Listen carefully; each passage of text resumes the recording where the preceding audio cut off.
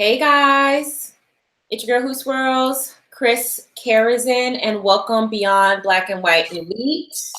I have a special guest with me. It's been a while since Kendall has joined us, but we have been kind of talking behind the scenes about a lot of stuff. Like, there's been a lot of stuff that's happening that I can say we did not expect.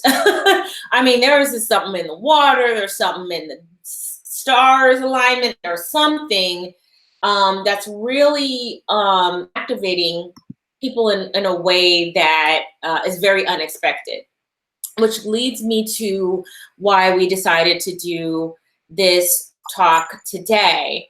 On Facebook, there was a young girl, a young woman, pretty girl, who is, she floats around BWE circles. She has her own page where she, has certain positions about things.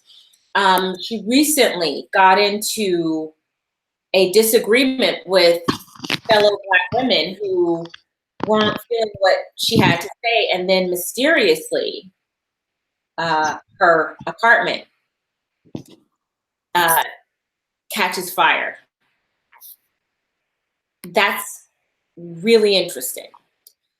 Kendall, you saw what unfolded and what precipitated it a little bit more than I did. So why don't you give a little bit more details in that regard? All right. So this is this woman, I'm not going to say her name, but she has a platform. She's kind of building a platform right now. She teaches women, particularly Black women, the art of the sexual arts. So she teaches them how to become what is it called? Phone sex operators and cammers, right? So they can make money using their sexual energy.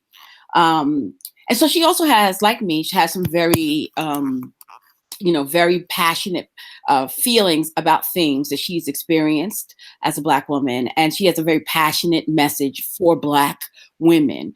She is someone who just a couple of years ago was heavily involved in the Black Lives Matter movement and was on the front lines of the fight to defend the humanity and the dignity of Black men when it comes to the white supremacist system. And the things that she saw and experienced during that time has completely led to a reset on her part. And she has now, she's divestment minded now after the things that she's experienced. And so she, like me, more recently than me though, was very, Black focused, Afrocentric, Black centric. And then after being on the front lines and seeing, learning those hard lessons that we keep trying to tell these young girls that they're going to have to learn themselves. Let the grown women speak because you're not quite fully understanding everything yet. She has had a complete full set and is completely psychologically, emotionally, and now logistically is divesting from all of it. She said when she was on the front lines, the things that she saw happening, and she said the amount of cowardice that she saw from the dudes that she was out there fighting for. When she was getting her ass kicked by police, she says she has a police record to this day because of all the time she was arrested and all the time she was out protesting and risking herself. And she said what she saw on the front lines and what she saw in the Black Lives Matter movement, the organizers and all that, she said it just completely changed her mind about everything, including her hope for the Black community. And so she has taken some very, very strong, staunch, positions on topics, same way as I have. So basically the realization of, wow, this is really how it is. Yes. It caused a complete 180. Yes, and for those who for the mods that are in the thing, please delete any references to this girl's name. I didn't say her name for a reason. So if you know who she is, don't put the name in there. Come on, y'all. This is why we're having this conversation. This is why I wanted to have this discussion with Chris. And this is why I'm coming from underground to talk to y'all once again, because you don't understand what you're doing. And y'all are too flippant with the interests of your fellow Black women. You think this social media thing is a game, and it's not. No. If I wanted her name said, I would have said her name. So somebody please go in and scroll back up and delete the comment that has her name in there. This is exactly why we're doing this video, because y'all don't get it. Yeah. So this girl has been very vocal the past couple of months about her talking points when it comes to Black women specifically. And like me, she takes a no holds barred approach to it. She doesn't try to coddle feelings. She goes straight for the jugular. And she shares many of the positions that I share. And so she had made some commentary on her page that some Black women did not like at all. And there was, and she highlighted it. She talked about this on her page and showed everybody the screen caps of threats that had been made against her, were being made on open Facebook pages against her, where people were talking about coming to where she lived to harm her physically. Mm-hmm. And I have not confirmed that this is the case, but the timing is very interesting. Within a week, her apartment complex is set on fire. Right. And someone tries to physically harm her. Right. Yeah, so, her bedroom set on fire. Set her apartment on fire. Home, and tried to own a dog. And she can't, as far as I know, because I haven't talked to her, but as of last time I had heard, she couldn't 100% sure, she wasn't 100% sure of who it was, but the timing of it was very interesting, that there were these open threats made against her by Black women, because they didn't like what she was saying on her Facebook page, and these open threats about creating a GoFundMe to come to Vegas to find her. And then within a week, her apartment is set on fire. I mean, set on fire, y'all. Fire. Like, she lost. All her shit is destroyed. Yeah. Like, people could have gotten killed, like fire. Mm-hmm. And I just want to say this, I have left the public square. I'm no longer even active on Facebook. I'm done. And I told y'all that if I ever went back underground, it would not be because of the He-Man Black Women Haters Club. It would not be because of Black males. It would be because of Black women. And that is exactly what has happened. I am no longer, I don't have any public, you can't find any public access to me at this point now, because what I foretold, what I predicted was going to happen, happened. And after seeing what Black women did to Ami McClure just a couple of months ago, and now seeing what we suspect might be an attack of arson on a fellow Black woman, after threats were made against her life by Black women because of things she said on Facebook, I need y'all to understand that this is not a game. Y'all think this is a game, and you platform hop and you rally and you get in the comment section and stir up beef between people and get all in your emotions and get people riled up because you want to see some drama. But people's lives are at stake here. When people get doxxed, when personal information is shared online, it has real world impacts.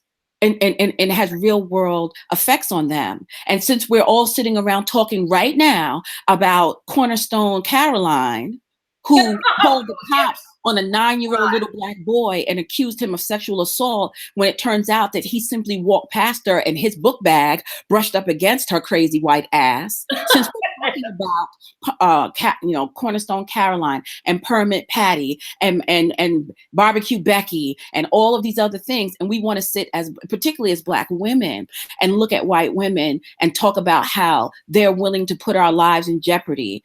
They're willing to call the police on us. They're willing to open up the floodgates for a series of unfortunate events to befall us because they don't like us in their area, or because they're mentally ill, or because they're racist, or whatever the issue is, as we all sit and clutch our pearls and once again get into our fake outrage positions, ready to dismantle systems and call out white people. I want to remind you of how many of you played the same kind of Russian roulette with the lives of other Black women because you don't like what we say, because you don't like the sound of our voices, because our message trigger you, or whatever your shtick is. Yeah. It really pisses me off, because when you dox when you dox a Black woman who's attempting to remain anonymous online, has a platform or whatever, and you put her personal information out there, you put a picture or her address or her real name or whatever, you are essentially doing the same fucking thing that these white women are doing when they call the police, hoping that they show up and someone could end up dead. You are doing the same fucking thing, but you think somehow you are different. You are not different. Right. And now you got people's apartment complexes being burned down. This is not a game. And so for some of y'all who think, oh, it's just social media, it doesn't matter. Oh, it very much matters. It has long-term ramifications. I was listening to somebody today who said, this is all performance art. This is all for show. You shouldn't take anything you hear on YouTube seriously. Are you kidding me? Tell that to Aja McGowan. Right. Tell that to people who have had real life consequences. Tell that to me. Tell that to me when I've seen my baby, plastered on somebody's YouTube channel. When I've seen my home address with longitude and latitude, where you can find Chris and all the details about me. This is not just theater. This is not just entertainment. Some people take this very, very seriously. And what bothers me the most is this. You as a fellow Black woman know exactly the precarious position that Black women are in. You know that we don't have any first line of defense. You know that for the most part, our men are completely checked out.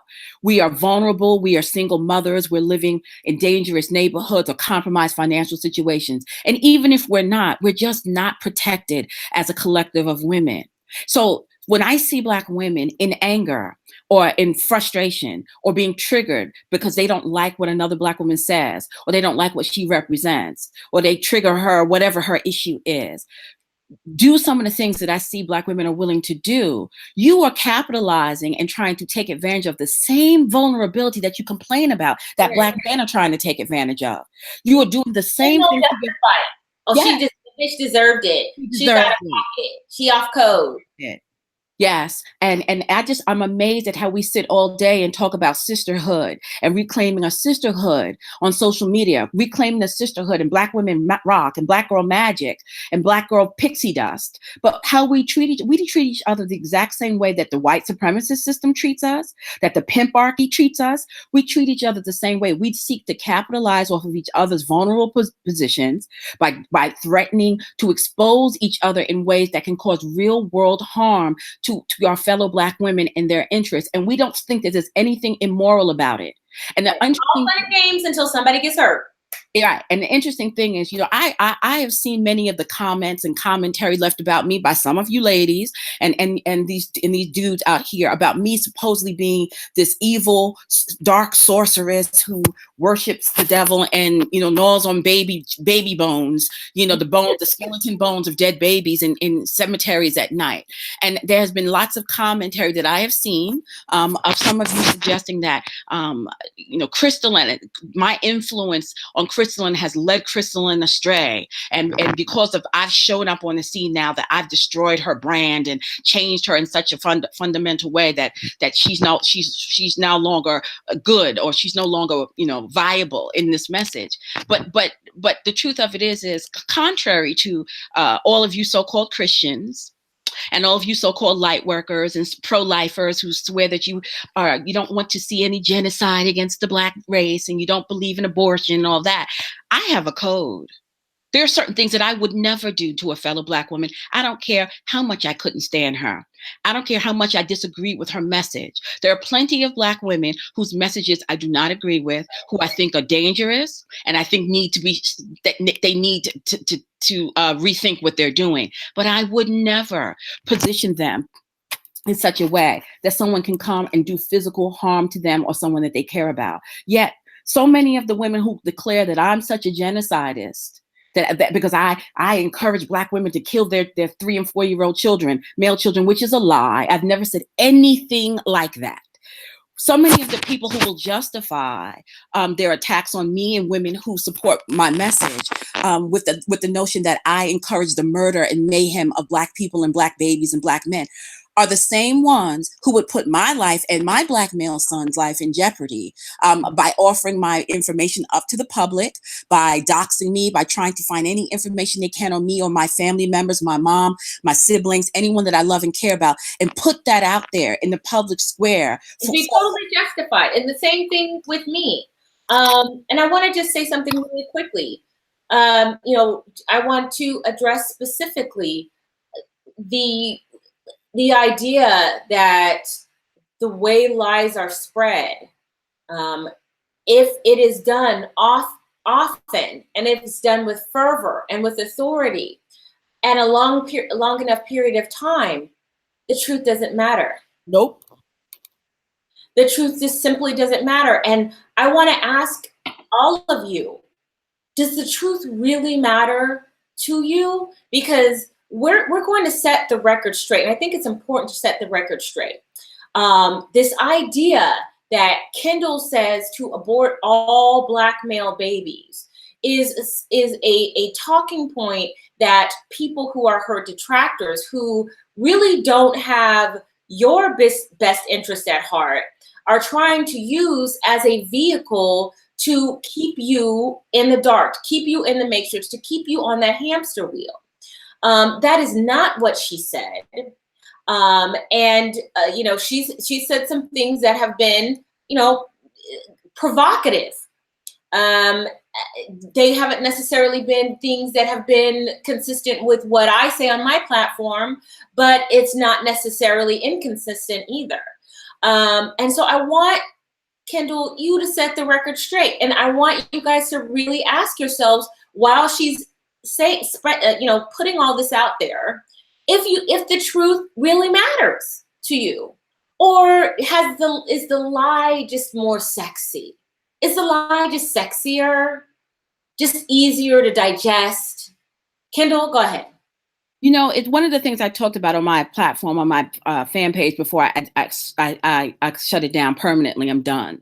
Was that, one of the things that frustrates me is, I'm pretty well read. I read a lot, and I read a lot online. I read a lot of blogs. I read a lot of news publications, a lot of online magazines. And one of the things that's frustrating is that I can go to The Atlantic or HuffPo or New York Times or Washington Post and read, or The Federalist, because I read the other side too, The Federalist, all of these different publications, and see people sharing their thoughts and their ideas in ways that cause people to think. They can do tongue-in-cheek think pieces. They can kind of suggest, they can ask taboo questions and suggest unthinkable answers just to get the reader to think. Mm-hmm. And it's so frustrating when I'm trying to do the same thing for Black women, and to realize that my readership is not as sophisticated as the white people that frequent them other damn publications, so that in such a way that they cannot catch the nuance, right, or the spirit of what I'm saying. They will literally take what I'm saying and say that it literally means this. And I'm like, y'all don't have any higher brain functioning. No. I'm trying to point to something bigger. And you insist upon grabbing hold of the signpost as opposed to looking at where it's pointing to. And it makes me think there's something that white people are right about us, that we really are intellectually compromised, that we really do have a lower IQ or something, because y'all don't catch my drift.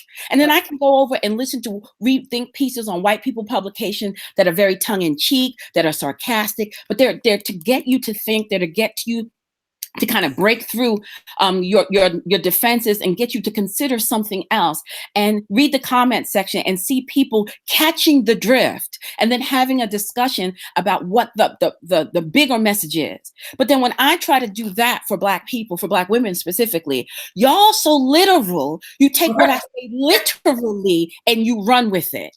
And you don't catch, let me clarify this for once and for all, and I'm never going to address this again publicly, because this is I have read the post that people are referring to, where I made the statement that sex selective abortion was called Stop It.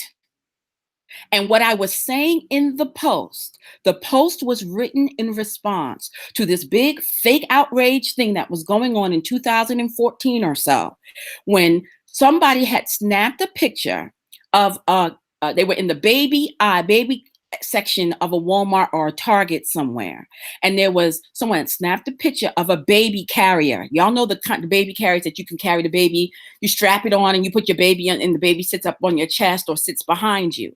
And someone posted a picture of two packages. One was of a white woman with the baby carrier on and the baby sitting on her chest and a man standing behind her. This was on the packaging for the product. And then there was another packaging that had a Black woman with the baby and a baby carrier sitting on her chest and no man behind her. Mm-hmm. And Black women lost their minds because why are they showing us without our husbands? Why are they showing us as single mothers? And we don't have husbands. I couldn't believe. I was like, are y'all kidding me here? Are you kidding me here? 77% of your children are born out of wedlock. What are you talking about? It's the same outrage that happened earlier this year during Father's Day with the baby daddy card. It's the same outrage that happened with the IKEA commercial when they punked the Black woman. They showed all the other women getting into the IKEA beds with their husbands, except for the Black woman. Everybody was in and I'm like, why do y'all get so upset when the larger society mirrors back to you your reality? Right. You claim it's racist but it's true. The majority of you are racist because they honestly, I think that the Black community is offended when not everybody participates in the delusion.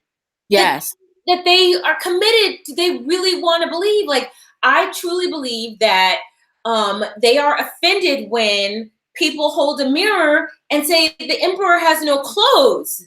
And they're like, how dare you? How dare you? It's like, they want us all to be, everybody to be in the same fevered wet dream of, everything is fine, everything is great, everything is beautiful, we're all so happy and wonderful and it's great. And it would be even wonderfuler, it'd be even beautifuler, it'd be the beautifulest thing if white people would just go away, because everything is just so great. And the thing is that it's not. And the interesting thing is that we get upset when other people outside of the group refuse to engage in the delusion with us.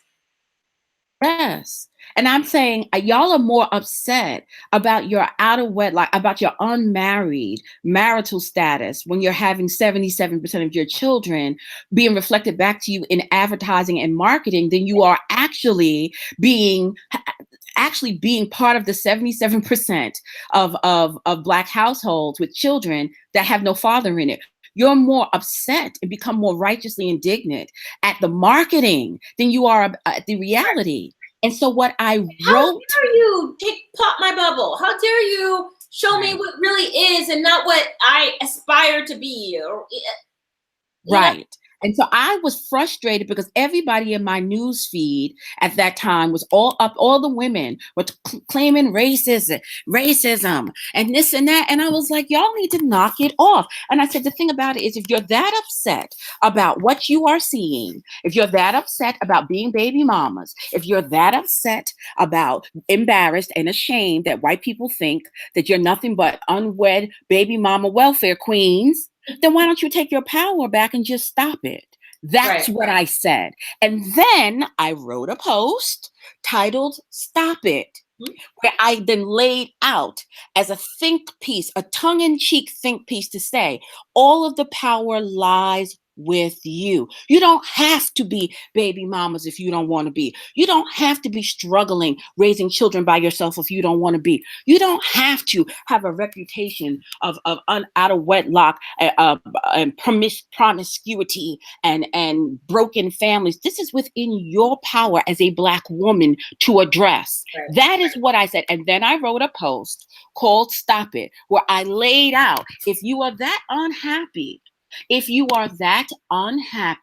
about the Black man, you're that unhappy about being single mamas, you're that unhappy about the rest of the world mirroring back to you your current reality, then why don't you make a different set of choices? Why don't you choose better? And then I laid it out as a tongue. It was part truth, part tongue in cheek. And the truth part was that I was trying to get Black women to understand is that you have more power in all of this than you're acknowledging. You're playing the victim in a situation where you have complete and total control. If you don't like being a baby mama, don't become a baby mama. If it embarrasses you when the larger white society markets your perpetual singlehood to you, and it embarrasses you in front of the world stage, then change the perpetual singlehood, change the perpetual single motherhood. That is what I was saying. And I took it to its farthest extreme. You don't even have to birth these motherfuckers if you're that unhappy with them. Right, exactly. Not only do you not have to have their babies, you don't have to have them. Right. And here's the thing. It goes back to, Kendall, the locus of control. Remember, yes. we talked about that recently. And when you have a strong internal locus of control, you feel like I have command. And basically that's what you were saying in your article, that you have command over your destiny. A lot of Black people feel like they have an external locus of control, which means that they have little to no power to what happens to them. And that they trip and fall into everything. Pregnancy just happens. Poverty just happens. You being with a no good dude just happens. It just happens to you. It just happens to be your lot in life, and that you have little to no control over the aspects of things in your life. And basically what you said was choose your locus of control. Are you a person who is activated by an internal locus of control, where I say, well, I have the final say, I am sovereign, I can decide what I want my life to look like? Or do I just let life happen to me? Right. And that learned helplessness. See, I talked to all of this stuff about in my Courage event. This is why I was throwing events to address this stuff. So when people want to focus on one thing that I said in one article, out of all of the things that I said, and try to make that represent me in totality, I know y'all are on some bullshit. And it's not about what you say it's about. Because I've thrown an event where I talked about the learned helplessness of Black people. We've taken on a position, and I talked about the scientific studies that explain how they came to understand learned helplessness, and like you said, the locus of control and fear, that the amygdala being triggered, and how after a certain amount of time, studies have shown with lab rats and animals that even after people have after something, in this case the rat, it's treated in such a way that they're made to feel that they have no control over their environment, the pain which triggers or the shocks or whatever that was being delivered to them. It becomes ingrained in their neurosynapses. So then when they actually change the experiment and create a scenario where the rat can now avoid the pain trigger, they don't. Because it's now burned into their brain, learned helplessness. I talked about all of this in my private event. But since people don't want to come and hear what I have to say behind closed doors, what they do is they take bits and pieces of the things that I've said on a public post or in a public video, and then try to say, this is what she is about. Right. And it's bullshit. It's all bullshit. And it's Black women leading the helm of it. It's Black women who are insisting that she said that I should kill my baby. Well, I'll kill mine when she kills hers. That's right. So stupid. And it's so low. It is so low level thinking.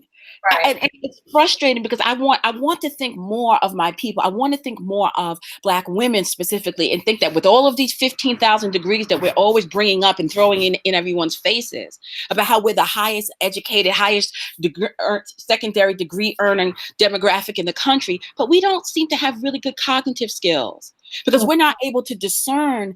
We're not able to discern nuance.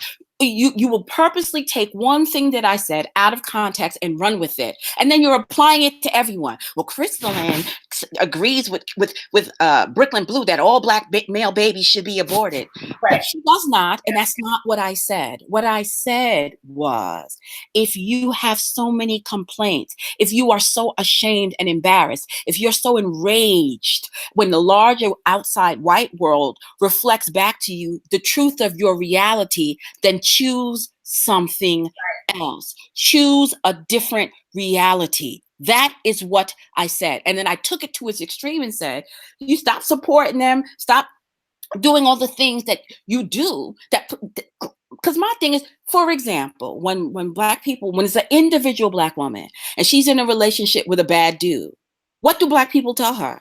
Well, you should have chose better. Well, Right. why did you have a child with him? Well, you wanted a thug. Well, why don't you? And anybody, the definition of a thug, as we know, is a moving target. Changes every 15 minutes.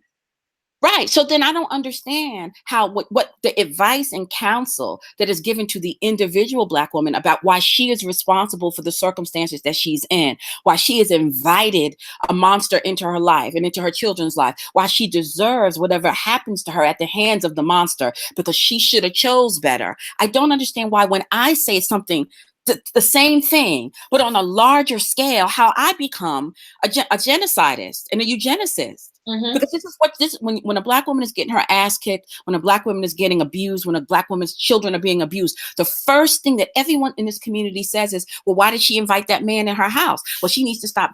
Yeah. Always her fault. Always her fault. Cut the dude off. Stop giving him access. Stop supporting and encouraging this dysfunctional behavior in your life and the life of your children. So I don't understand why the counsel that's given on the individual level, which is really an excuse for Black people to not care about what happens to Black women, when I give it on a larger level and say, you know what, they're right. You do need to choose better. So just stop it. Stop doing everything that you're doing for these dudes. And that way you can't put yourself in a position to be victimized if you're not dealing with them in any way. Exactly. That's what I was saying. And y'all took the one thing that I said as tongue in cheek, and now you are all over the internet spreading the lie that I have told Black women to kill their children, their existing male children, that I've told Black women to every Black woman needs to automatically have a sex selective abortion. What I was saying was tongue in cheek. It was to get you to think, to get you to contemplate how much power you really have over all of this. Mm-hmm. And you willfully twist my words out of context to suit your own personal agendas. And y'all, those of you who believe that nonsense are so silly because you don't recognize game when you see it. It's exactly what Chris said. They're using that specific talking point to throw you off of the bigger message that I have for you, which is and one. And y'all fall for it every time. I have addressed this seriously. Kendall, I just talked about this in a video, a couple videos ago. My brand has been, in some ways, irreparably damaged because of lies that people find easier to believe, and that the lies have been propagated so much that the truth just simply doesn't matter. And I'll go to the people who may have have thought one thing, and I'll say, oh yeah, I've been saying this thing for since the whole time I've been here. What? Girl, just like the other day. Girl, I didn't know. I heard you had a baby with a thug. And I'm like, no, I've been saying from the beginning that this is who he was, but you weren't ready to hear it because it was so much more, it was sexier to believe the lie. And that's just how perception works. And the more pervasive and persistent the lie, the less the truth matters. Yes. Over and you have to be invested. And what you have to realize is you're invested in belief. You want to believe the lie. You're invested in believing that lie. So anything anyone would tell you, right, to counter you don't really want to believe what a person is saying, and someone comes along and gives you a reason to not believe them, you are invested. You have confirmation bias going on. You already want to not believe the person for whatever reason or personal triggers or agenda you have. And all someone is giving you is an excuse to legitimize your unwillingness to consider what's being said. Yeah. And so when you choose to, as many times as I've read that Stop It post, as many times as I've talked about it on my platform, and even I've read it on my YouTube channel, I've read it on my Facebook page, I've posted on my Facebook page, where you can literally see what I said, to then go to Lipstick Alley and see people to saying the most ridiculous things, or go to some other website, or to see y'all commentary. I was in a video that you did recently, on your page, Chris, where you and another YouTuber were hashing out some past issues, and coming to terms about that. I went to see what everybody was talking about, and I was reading the live chat replay, and there was a comment that was posted in there, and it said, Christelyn Karazin, CK was fine until she got involved with that Brooklyn Blue. Right. Oh, can we talk about how fine I was, though, Kendall? Yes, let's talk about that. How fine was I? Okay, I need to, Kendall, I know you're going to have a lot to say about this, but I need to say this. Don't go ahead, say it, because your story, so I want you to tell it. I was there. So when Kendall and I have known each other for years, clearly we've known each other for years, but we didn't really bond within, let's say, the last like 2 years, where we're really close. And here's, you guys need to understand my type of personality. When you're in, you're in. I'm an extremely loyal friend, and nobody is going to tell me that I can't be friends with somebody, or they can't sit at my table, or they can't sit with us. If they can't sit, if she can't sit with us, then I'm not sitting with you. That's just how I've always been. And with Kendall, when she came into all of this, it was during a very low point in my YouTube career. Thank you, Ember. Where there was a guy, I'll just say his name because he's not even on YouTube anymore, the Veganator, who came onto my site because people said to me, so here was where I made the mistake. People would say to me, Christelyn, you need to, you only show the good stuff about white men. You need to make sure that you're more balanced, and it seems like you worship them so much. So, you need to show the other side. So I just so happened to look at a video from this man who said, why I would never swirl. And so I was like, okay, this is a good opportunity for me to feature a person who, I'm saying about Black women, not everybody's going to love you. You go where you're celebrated and not tolerated. And essentially, that was what the video was about. There was in no way me trying to get this man to change his mind or to, do anything different or to think anything differently. Soon after, the He-Man Black women haters glommed onto this person. I mean, you think you name the He-Man Black women hater, they were in this man's channel. His channel subscribers, after going on my channel, his channel subscribers went up, I think, 1,000%. 1,000%. And I sat there and I watched the gleeful men who were so happy that a white guy was saying unkind things about Black women. And I was mad at myself because I pride myself into trying to be that beacon, that voice in the wilderness, that person that says you are worth something, and that you need to tune out these voices that say you're not worth anything. And here I did, trying to be balanced, trying to be fair, listening to my detractors say that I need to stop, I need to show all of it. I invite this man on, and I see with my own eyes him getting money, him getting his subscriber counts going up 1,000%, him continuing to do more and more and more videos that become more and more harmful to Black women. And I feel like I'm responsible because I was. He would have had 200 subscribers had I not felt so insecure about my position as, who I am and what I am. To try to be fair, I let this man on, and it was a huge mistake. And there was a picture going around of me crying. I was in New York City seeing my daughter off to college, and I was seeing all of this going. It was just Christelyn Karazin, veganator, da-da-da-da-da, and white guy says he won't swirl, and yay, it was just the delight in the black men who stood behind this white man, the very man who they say they hate, the very man who has been very, very clear that he believes that white men are intellectually superior. They went behind this man like the Pied Piper against a black woman, and I wept. I wept. And I'm still to this day, I'm not sorry. I'm not sorry I cried. I wept for what I ushered in.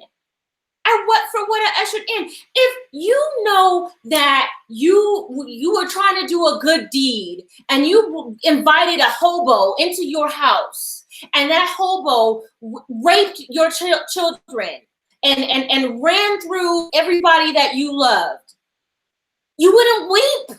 You wouldn't cry and feel responsible in some way for ushering that horror to happen. That's not to say that person wasn't an evil person, but it's, what kind of human being are you if you don't take responsibility for your part of allowing for this person the opportunity to hurt people you care about? And that's where I cried. That's what I was crying about. And every video that came out was Christelyn cries because white man won't swirl. Christelyn cries because veganator won't swirl. And then I saw it wasn't just the men, it was the women. Oh my God, like to this day, like I'm still like my eyes are watering because I think about the women who were so horrible. Like it was the darkest time, absolute darkest time. My hair was coming out in clumps. I was crying, and it was just the most horrible thing. And everybody thought it was a game.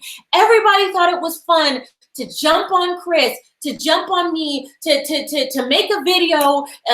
Christelyn is crying because veganator doesn't want to swirl with her.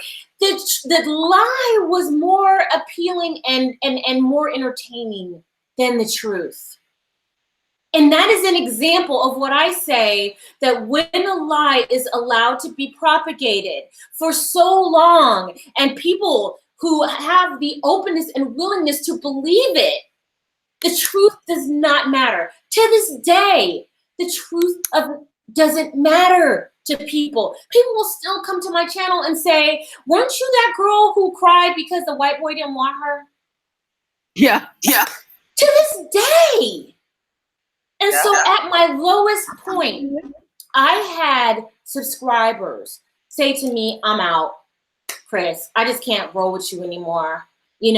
This is just beyond the pale. I can't roll with you anymore. Unsubscribe. Thank you, Sonia. And you know who came in to help me when people turn their back on me? Kendall. And Kendall, you gave me some good constructive criticism. Not all of it was fluffy and sweet. It wasn't like gushy mushy, oh, come here, baby, let me rub your head and make it all better.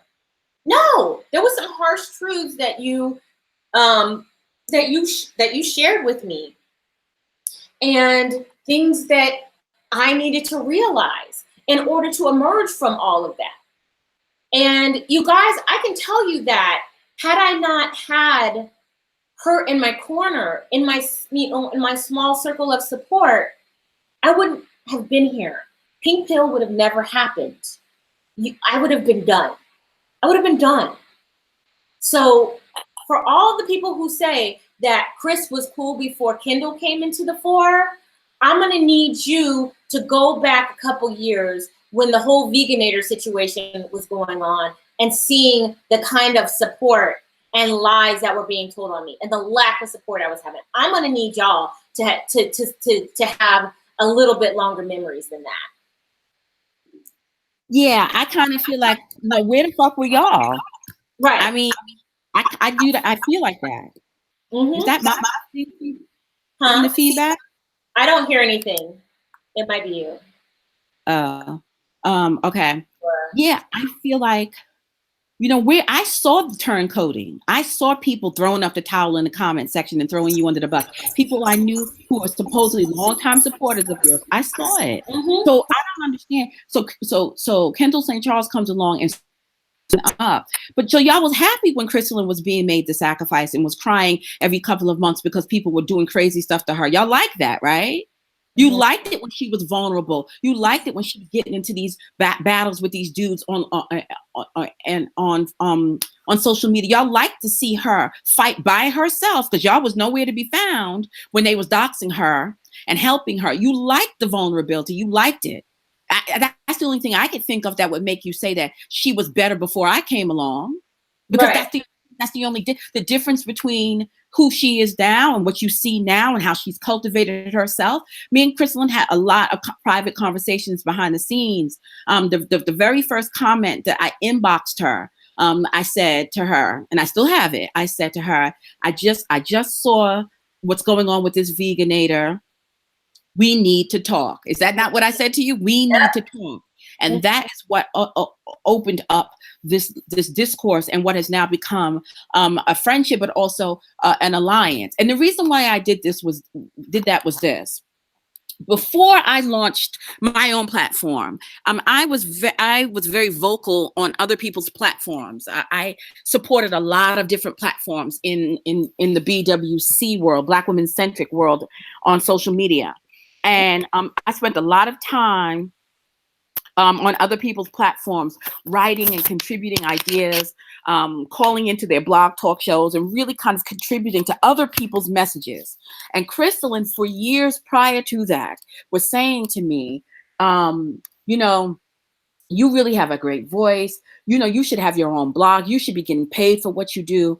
You know, I'll help you. You know, just let me know. I'll help you. You know, if you launch something, I'll be happy to showcase it on my platform. You know, I have a lot of readers. And she didn't ask for anything in return. She wasn't trying to come up off of me. She didn't immediately start with, well, we could do this together. We could do that together, which is what some other people were doing who swear to this day that they are the inspiration behind my voice, which is all lies. But she just did it because she said, I see something in you. It's not even like she agreed with everything I said. She just said, but I know a winner when I see one. I know a powerful voice when I see one, and Black women need your voice. And she had been doing this for years prior to me even launching my own platform. And there were other people who did it too, but she was really, and you know, and for her, she was, you know, a big deal. And here I was a nobody, and she was offering me her help. She was offering me her platform to promote my message on her platform. And she didn't have to do that. And she wasn't trying to figure out how it was going to benefit her. So when I saw years later that what was happening to her, I felt like one hand washes the other. See, because I rock different. And while everyone thinks that I'm some evil sorceress, dark, no, the foolishness. Yeah, baby blood eater. Yeah, I'm sucking on baby bones, and I'm murdering elderly people in their sleep because I worship Beelzebub and all this nonsense. The truth of it is that I have my own moral code, and I have my own set of y'all steady talking about staying on code. I have my own code, and I am very loyal. I am a loyal person, loyal to a fault. And it has cost me plenty over times when there was relationships with people that I should have cut off that I didn't because of past history.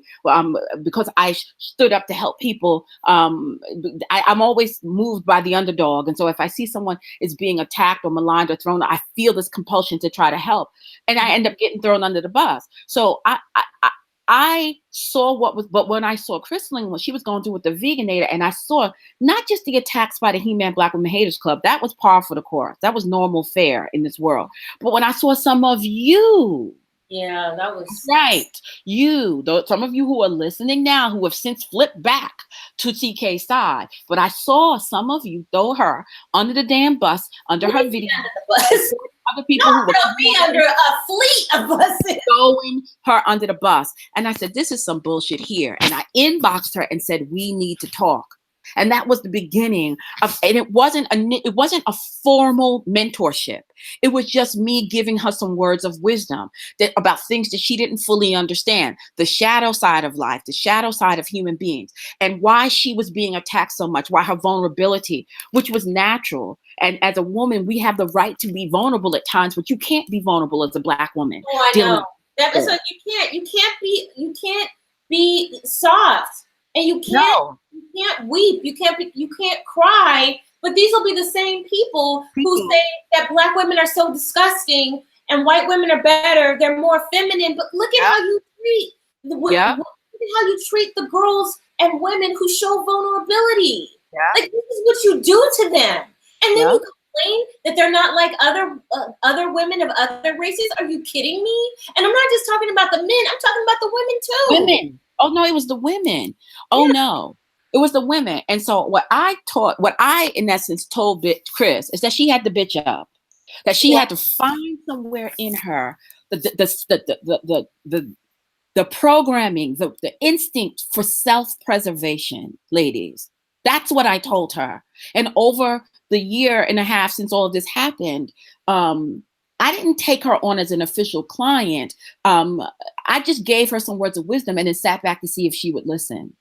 And it was almost a year after the Veganator that I then came to her and said, you know, you're leaving a lot of money on the table. There's a lot more that you can do, and you don't have to be so dependent on YouTube. And then I started explaining to her my business model, and out of that came the pink pill. But I did not give her that information. I didn't teach her that right off the bat, because I had to watch her to see if she was going to take the nuggets that I gave and use them. And she did.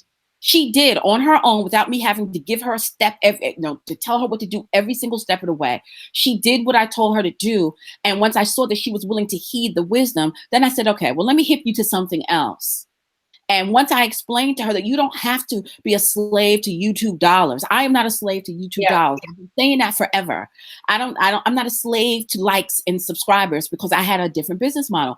Once I explained to her and told her, you can do this too. And within a certain amount of time, the idea for the pink pill was born, and the rest is history. And she has gone on to create this wonderful product that she's had hundreds of sales from, that has hundreds of women have benefited from. So for everyone who was running around saying that I somehow fucked up, look how beautiful Christelyn looks.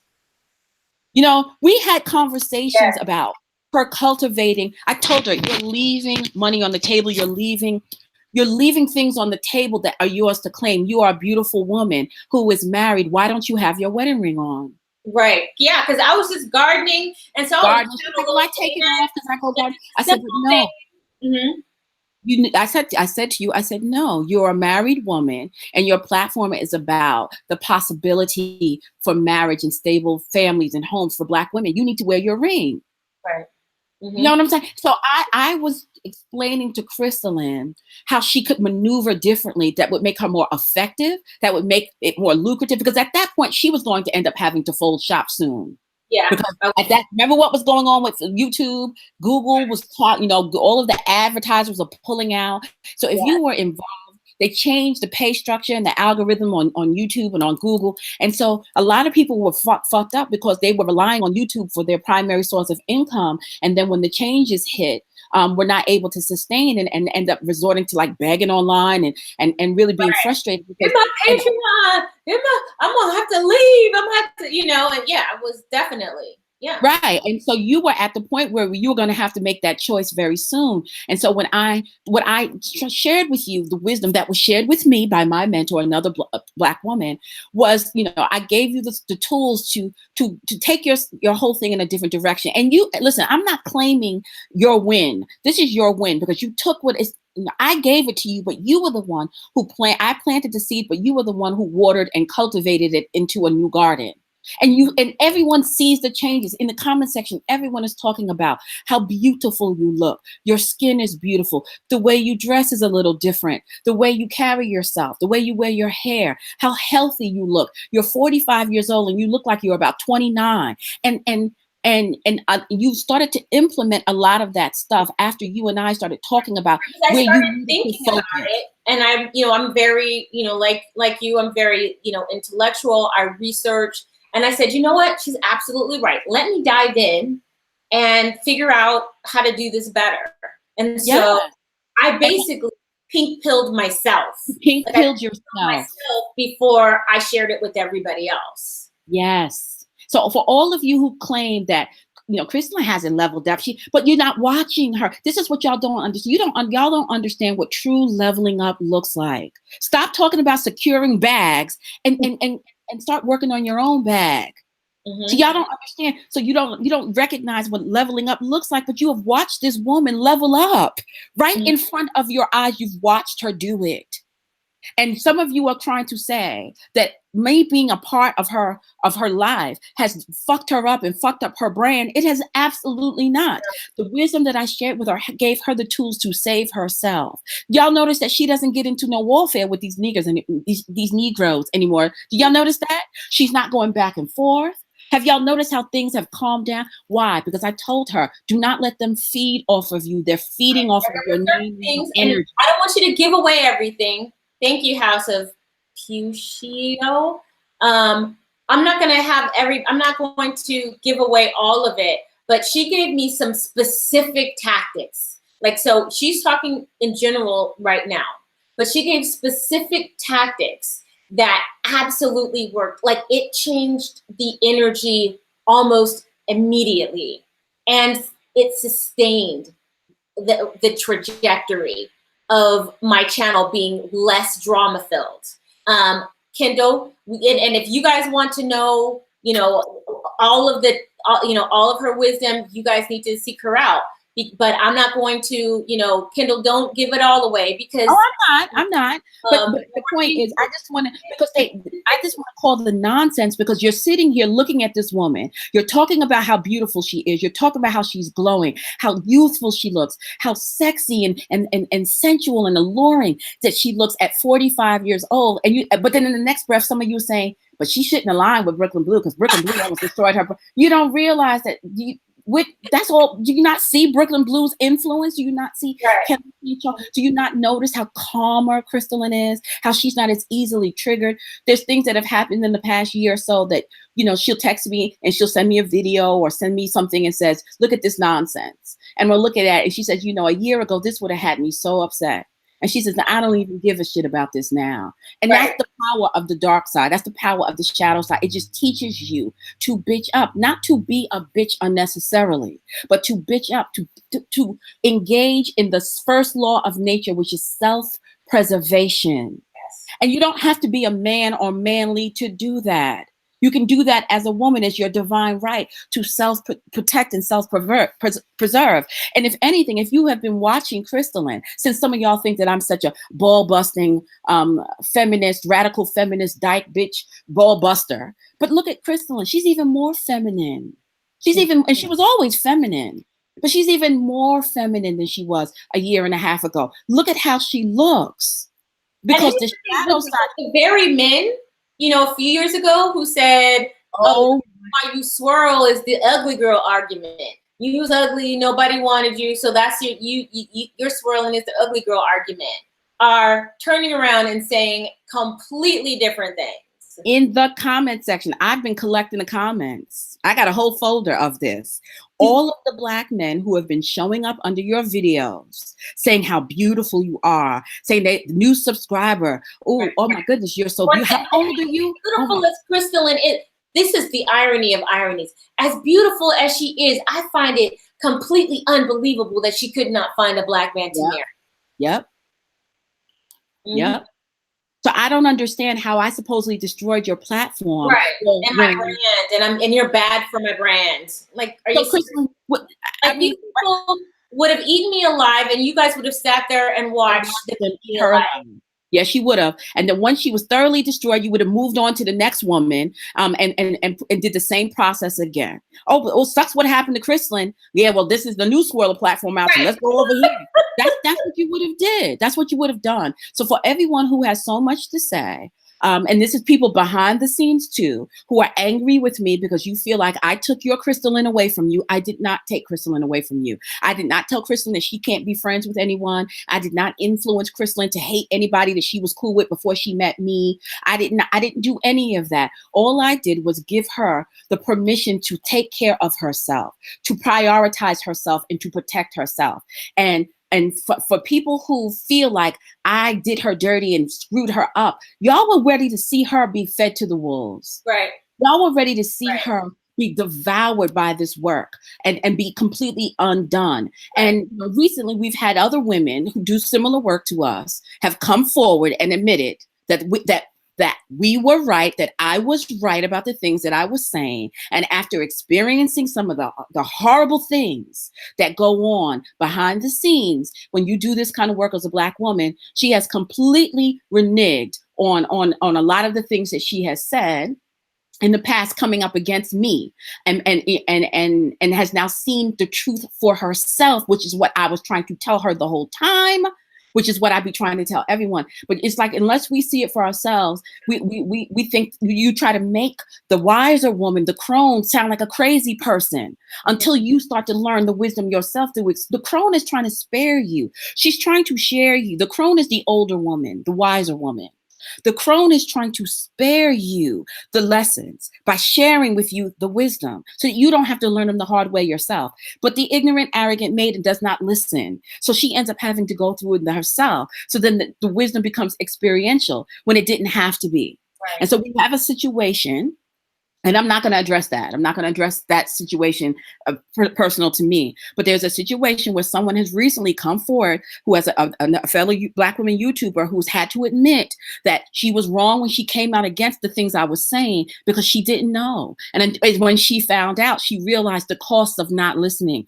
Ladies, I am not trying to destroy Christelyn's brand. Christelyn does what Christelyn does. I do what I do. We work together. We're cool. We're friends behind the scene. But we have remained autonomous, sovereign women. We influence each other and we impact each other and we support each other. But Christelyn is still Christelyn and I am still me. And if any of the positive changes that you see, that you feel have happened, the way that Christelyn now looks, she's cultivated the best version of herself, the way she carries herself. She's not as emotional. She's not as easily triggered. She doesn't feel a need to make a response video to everyone who says things about her. She's not drawn into warfare. She doesn't get as emotional. She's not as naive as she was. She's not paving her path to good intentions, paving her path to hell with good intentions. Right. A lot of that came from my influence. So whether you like me or not, or like my message or not, respect my shit. Put some respect on my name, because y'all love CK and y'all all here right now listening to her. And I can tell you, at the rate things were going, she would not be here now if we had not started working together. And this is not to be braggadocious. This is just the power of the dark wisdom. I would not be here now. I would not have survived all of the pitfalls of doing this work if I didn't have a wiser Black woman to guide me. I've had a mentor who has guided me the whole time, that has helped me avoid a lot of the pitfalls that bring a lot of other Black women platforms down. The reason why I've survived this long is because I had a mentor and I listened to her.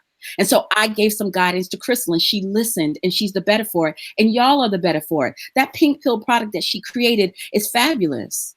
That was the first product that she's ever created, something specifically that was her intellectual property. And it's helping hundreds of Black women change their lives. And it's helped Christelyn. So she doesn't have to be exclusively dependent upon Google AdSense in order to continue to be motivated, in order for it to be worth it for her to do this work. So can we talk about that too for a second? Yes. I'm seeing a lot of this, you supposed to be, your motivation should be just for your people and just for the betterment of your people. And you should never, ask for money, and asking for money or to be paid for your work or your time. That's Eurocentric. That's what white people do, sister. You're supposed to, and to me, this is just another muling, like this is another,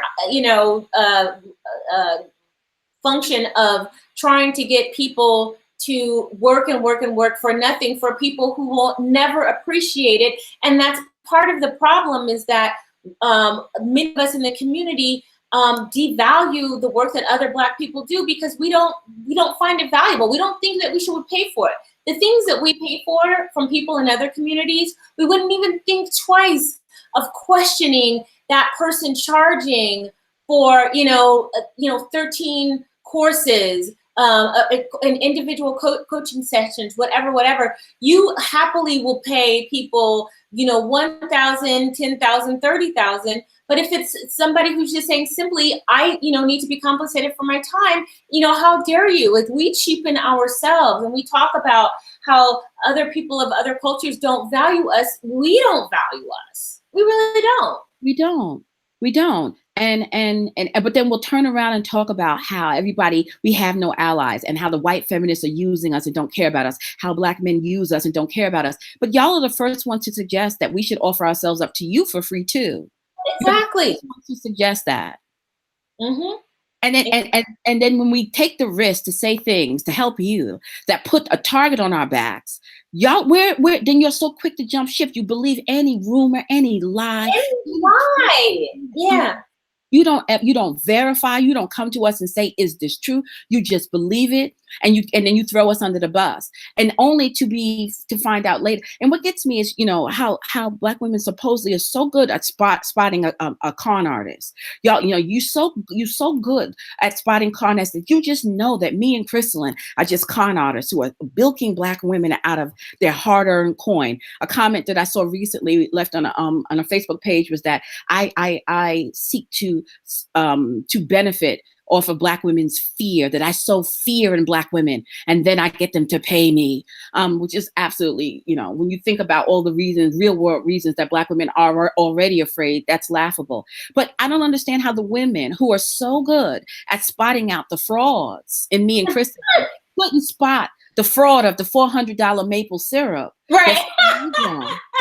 Was selling to them from Trader Joe's. Mm-hmm. Oh, y'all couldn't spot that fraud to save your life. Or how about the $30,000 wife school? Y'all couldn't spot that shit, but you can definitely spot Christelyn's $200, $300 pink pill and my $100 events. Oh no, we are the frauds. Right. And what's the Fatherless America movie? Yeah, and how much was that raised? 100. He's still raising money for this movie. Oh yeah, and how about the Fatherless America movie? That $500,000 was raised and there's no movie. How about Hidden Colors number 5,278? How about the school built by the doctor with no doctorate? I don't understand. Y'all supposedly can spot a fraud. Right. Y'all are all experts. There was something about something rubbed me wrong about Kendall. Something really, I knew something was up with them. I don't like Christelyn's voice. There's something about her voice. It's like nails on the chalkboard. I can't stand her voice. I don't know. I just something about her I just don't like. She sounds like a white girl. She sounds like a white girl. She sounds like a girl from the valley. Guess what? I am a girl from the valley. Like I am legit from the valley. If I sound like a Black Valley girl, it's because I am. And Brooklyn Blue is this bastard baby maker from Bed-Stuy, Brooklyn, who raised her kids in the projects. Yeah, I guess you can call me a bastard baby maker. I'm not married to my son's father, never have been. And yes, I spent a lot of time in Brooklyn. I was raised in Brooklyn. But guess what? I did not do. I did not raise my son in the projects. Right. My son was never I've never lived in the projects. My son was raised in $1 million brownstone. You don't know what you're talking about. Mm-hmm. But you go out and you make these statements based on I don't follow Brooklyn because she curses too much, and I just she's not as polished as I want. I want because I'm from Brooklyn. You know what I'm saying? Like, believe us. She's telling you she's from the valley, so she sounds like a valley girl. My name was Brooklyn Blue, literally denoting the fact that I'm from Brooklyn. And then you're surprised that we actually sound like the women that we are. It's just insane. It's insane. Y'all can decode our voices. Y'all are all professional investigative profilers who know for sure that Christelyn's husband it's not even real. No, he doesn't even exist now. Did you know that? And he's not real. This is a fake. Not real. Oh, they got divorced. What was the other thing that he's screwing his secretary? Oh, yeah. Broke. He locks me in the basement And right, he lost. really the woman he was having an affair with, that's really what's going on. Yes. Yeah. And they swear they know what's going on in my life, and they'll just say with authority. But then again, if there's a desire to believe the lie. Yes. Oh, and me, I'll use this as an example. Kendall, do you remember Eddie Murphy Raw? And he said, if you do it to a woman good, you can do it to her. You put her, and she's like, ooh, ooh. Yeah. She can come home and see you butt naked in the room, screwing somebody else, and she'll run out and be like, it's over, I'm sorry. And you chasing after her butt naked. Wasn't me. But I saw you. Wasn't me. But I thought it was you. Wasn't me. Okay, it wasn't you. If you want to believe a lie, if you are emotionally invested in believing a lie because the truth is simply not something you want to face, or it's too painful, or it makes you reevaluate, it makes you engage in too much self-reflection, the lie is just easier. Yes. The lie is sexier. The lie is more convenient. And so many of us, especially in the Black community, are just more comfortable believing the lie. Yes. And that's not just with me or with you. It's just across the board with everything. Like, how many lies are we as a community more comfortable believing than what actually is the truth? Right, like that Black people didn't sell each other into slavery, exactly. And the was able. That's a huge lie. And then all the little missing Black teenage girls aren't really being kidnapped and sold into sex slavery by men who look like them and look like their mothers and fathers. Right. That's not really happening. Yeah, and Brooklyn Blue raised her kid in the projects and goes into cemeteries at night to defile dead bodies and do rituals to summon demons and have sex with the devil. I mean, this is the kind of recently that you saw the video. I'm a demon shapeshifter. Oh my God, the demon, yes. And wait, it was you. It was Michelle Obama, and who else was it? It was a white person. Oh no! But apparently, this evil set is shapeshifter. I'm like, really? But there'll be somebody out there that says, yeah. Yeah, and I don't understand. So in the last couple of weeks, we've had so many situations where people have been outed. We have the $400 maple syrup, hair products. We have the $30,000 white dollar wife school, and now we have someone giving advice. Who is advising Black people not to swirl, who's at home going to bed with a non-Black woman every day. And he had 1 million subscribers. And most of his subscribers were women. Kendall, he had like 2,000 Patreons who were giving anywhere from like $5 to $20 a month or whatever. He was making like $25,000, $30,000 a month by coming in here making videos, swirling a pejorative. Yeah. And I'm just like, and they were like, yes, Phil, yes. And it's like, no, I told y'all, I don't know, a year ago, some time ago, he's got a Mexican, his wife is white Hispanic. Yeah, I knew that. I knew that on the show. Nobody listened. And what was it? Who I don't know what it was that people finally, the light went on, but the light finally did go on, and people were so shocked. And I'm like, I've been telling you. And even videos where people are doing response videos, they're like, yeah, this isn't a surprise. Y'all, we've been known. But it's no. They didn't want to know. And so at this point, I don't feel sorry for Black women constantly getting swindled, because y'all are emotionally invested. You want what you want, and you're going to believe what you want to believe. And so if someone comes along and says that the totality of Brooklyn Blue's platform is to encourage Black women to abort Black male babies and to kill their 3-year-old sons, you're going to believe that. Because the rest of what I say, i.e., you need to be responsible for your choices. You need to practice consistent birth control. That you need to stop giving your time and your energy to losers. That you need to watch your penchant for drama. That you need to heal your mommy issues, your daddy issues. That you need to come clear about your penchant, your tendency towards envy and jealousy. That's the core of my platform, to hold up the mirror to the Black woman. And I've been saying this, for a while. I'm gonna say it again. The golden grail is not a treasure trove, and it's not a chalice. It's a mirror. The answer that Black women are looking for, y'all all over the internet, you're everywhere, you're in church, you're in all of these organizations, you're in everywhere trying to find out the riddle of the Sphinx of how to help Black people, how to help Black women, how to help. But you're looking everywhere but where you need to look at, which is at yourselves. You need to pick up the damn mirror and have some serious come to Jesus, Buddha, and Krishna conversations with yourself about the ways in which you contribute and collude in the conspiracy against Black women, Black children, and Black people in general. But y'all are out there calling out Cornerstone Caroline and demanding that everybody else account but yourselves.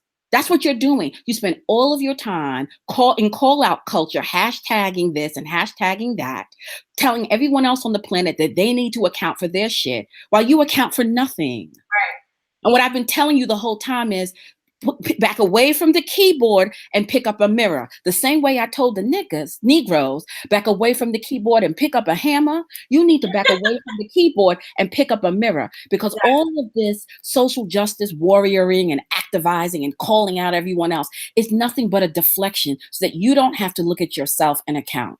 And my platform has been about making Black women account from the very beginning. And anybody who tries to suggest that my platform is built off of the key talking point is simply to have sex-selective abortion is a goddamn liar. Right. With everything an effective liar, because we're so afraid. And it's like what you talked about, what real courage looks like. We think that real courage looks like going in front of the police when all the cameras are looking or are pointing in our direction and looking stubborn and defiant, when we know 9 times out of 10 that police officer ain't gonna take a club and knock you over the head, especially with everybody looking. Is that really real courage? No, real courage is to really look at what's wrong, what's going on, what's behind so much of this chaos and dysfunction. Real courage to me, you know what's real courageous to me? Not some woman who just climbs the Statue of Liberty. Not some woman who climbs the flagpole to take down the correct Confederate flag.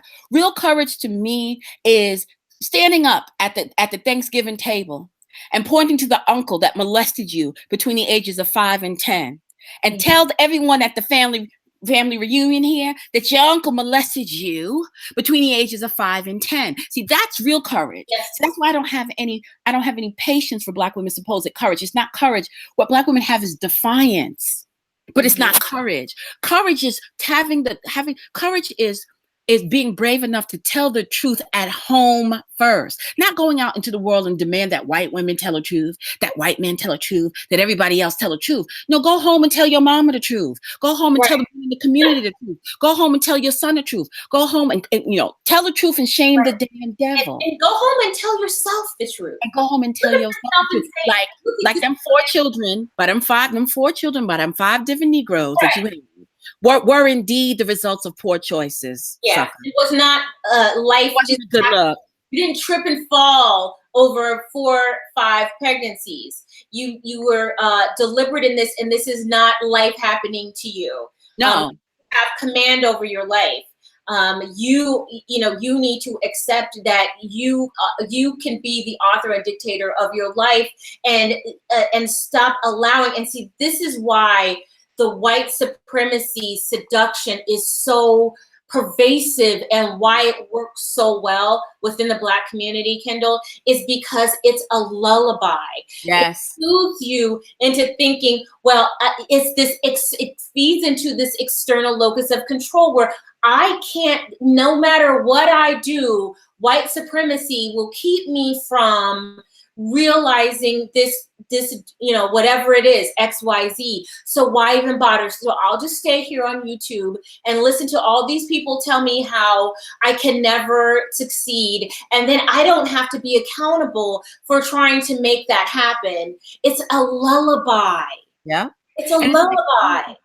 And that's what I said. Black women, y'all, I don't understand why y'all are so confused about your sons and why Black men are the way they are. They're just like you. And you see everything in them, but you don't see it in yourself. Where do you think they're learning it from? And I hate to do that. Well, who's teaching us? Because that's always the cop out that they use. But because at some point you're supposed to become a man on your own terms, regardless of what you were taught. So that's not an excuse to scapegoat,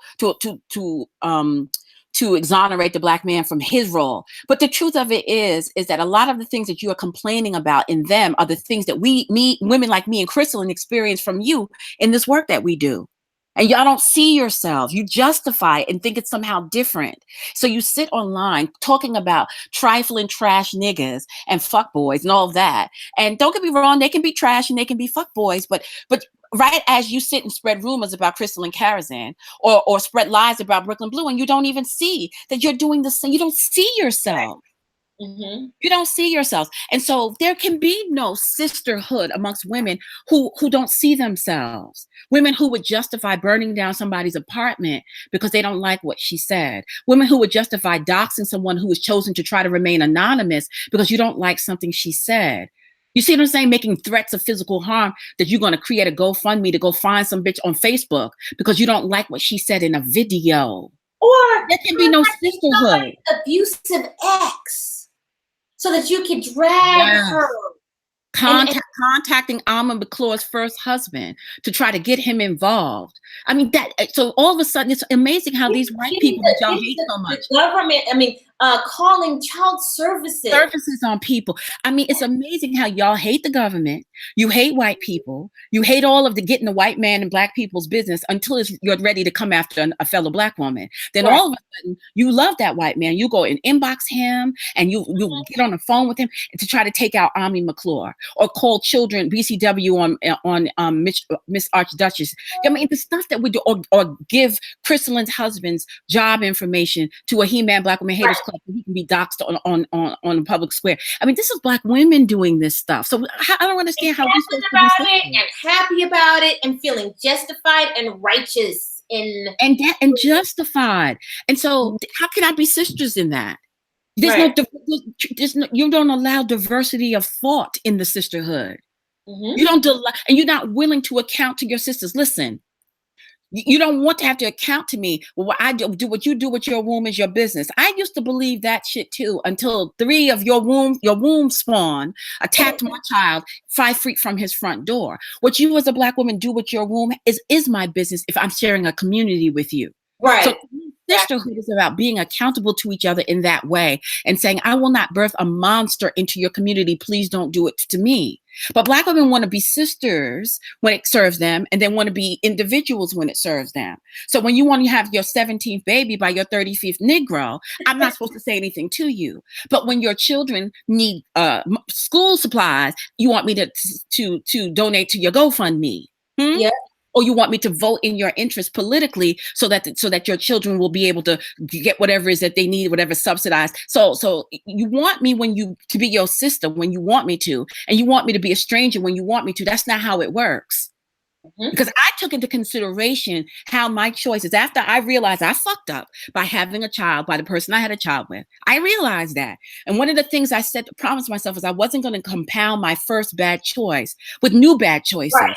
I was going to make sure that my son I was not going to raise my son to grow up and be some other Black woman's regret someday. Mm-hmm. And so I sacrificed a lot, not just for him and for me, but for you, Black women I didn't even know, to make sure that my son did not turn out to be a monster who would devour you in your fucking communities. So I think see sisterhood very different than you do. But you call me an evil, devil worshiping bum bitch baby mama that lives in the projects and doesn't deserve to have a voice.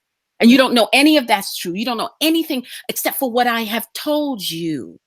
So you take the things that I've told you and you string them along and try to throw them back in my face.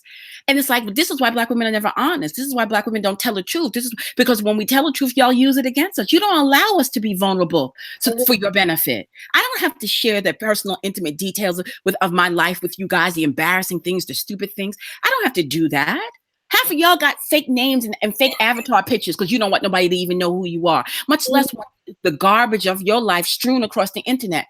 But I have given and shared so much of my own personal journey and risked my anonymity being compromised, risked my life and my safety being compromised so that I could be of benefit to you, so that you won't have to make the same silly choices that I made. And you threw me under the goddamn bus, which is why I'm gone completely underground now. I don't even have Facebook pages anymore. My platform is going to be launching soon on my private website with my own private community, my own private forum. It's not going to have anything to do with anyone else's platform. It's mine. I own it, and I built it from the ground up. But as far as me coming back to YouTube and having Facebook pages and doing presentation videos, that stuff is done. Because you showed me, and I'm talking specifically to Black women, you showed me who you were. So there can be no sisterhood in that. When a Black woman does say something you don't like, and next thing you know, her house gets burned down. Right. So where can people find you? And let me just go ahead and write out the email address in the chat. What's the email address? KsC, as in Kendall St. Charles. Blue Pill, BLEUPILL. BUPILL. At outlook.com. Hit me up and say you want to be on my email list. Don't hit me up with no nonsense. That's not a guarantee that you'll be able to be, admitted. I'm not. This is not for you to I don't want to open up my email and see a wall of text from you explaining every detail of your life. If you email me, because that stuff is done now. I cannot be made the sacrifice to trying to help you guys. If you want to have access to me, you need to be on my email list. So email me and say, hey, shoot me a link to your email list. I will email you the email list link, and you sign up, and that way you can stay in contact with me. My Kendall St. Charles email, One-Sided Loyalty for Suckers email, and my Black Women Think Tank.2 email are all deleted. I'm moving on now. So don't send me emails to Kendall St. Charles at Gmail. Especially if you're a crazy person. Yeah, I'm done. Y'all thought I was playing. I'm not playing. And I have been leveling up too behind the scenes. That's what I'm saying. Y'all don't get so easily glamored by people who show you glossy shit and think that means that person is winning. True leveling up a lot of times happens behind the scenes. I have been leveling up my infrastructure. I have leveled up all of my technology. I built a website, my own private website, from the ground up. I've got new branding, new name, new logos. So just because you don't see me skiing in Aspen, or you don't see me on Instagram with my gorgeous white Nordic husband, doesn't mean that I haven't secured the bag. I got a different bag than your bag, boo-boo. I don't need a man to give me his bag. I made my own damn bag. That's right. I've been quite successful doing it. I'm such a badass bitch that I built a bag out of the comment section of a Facebook page. A figure bag, boo-boo. So while you're sitting there, a bag that you control, a bag that I control, a bag that I have, that no one else's name on is but mine, and can't nobody walk in and decide that he no longer wants me to have that bag. I don't have to nay a wig or nay a weave. I don't have to do any of that stuff to try to secure these random bags y'all keep talking about. I leveled up on my own terms, and I leveled up in a way that no one can take from me what I leveled up. So don't tell me that I have not had good influence and had good impact on Christelyn Karazin when you're sitting here looking at this gorgeous woman leveled up. How many pink pills have you sold, Chris? Over 600. So since y'all already doing the math, and calculate that shit, and don't use black math, please. Use a real calculator and calculate that shit, and then tell me again about how I just destroyed her brand.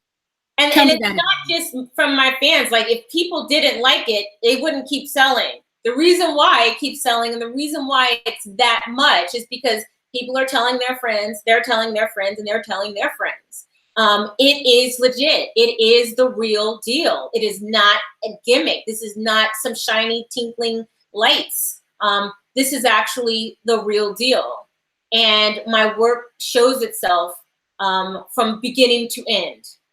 And so it has freed you. So you don't have to keep defending yourself online. You don't have to go back and forth in videos. No, so now I don't have to worry about YouTube. I'm just like, whatever. And that's what I'm trying to do. More pink pill, because two people who came on and saw this nonsense can see through the nonsense, see what I was trying to say, and now they're in the inner circle. That's what's happening here. So y'all, even if you are my detractor, you will send people to me, and they'll want to find out for themselves, and they'll go down that rabbit hole and see for themselves. And the next thing you know, they're in the pink pill community.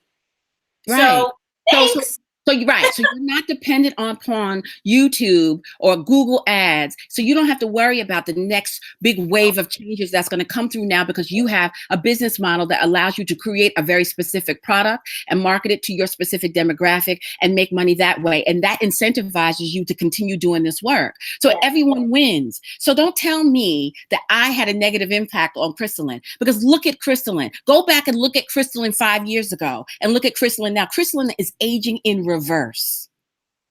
And she did the work now. Don't get it twisted. She did the work.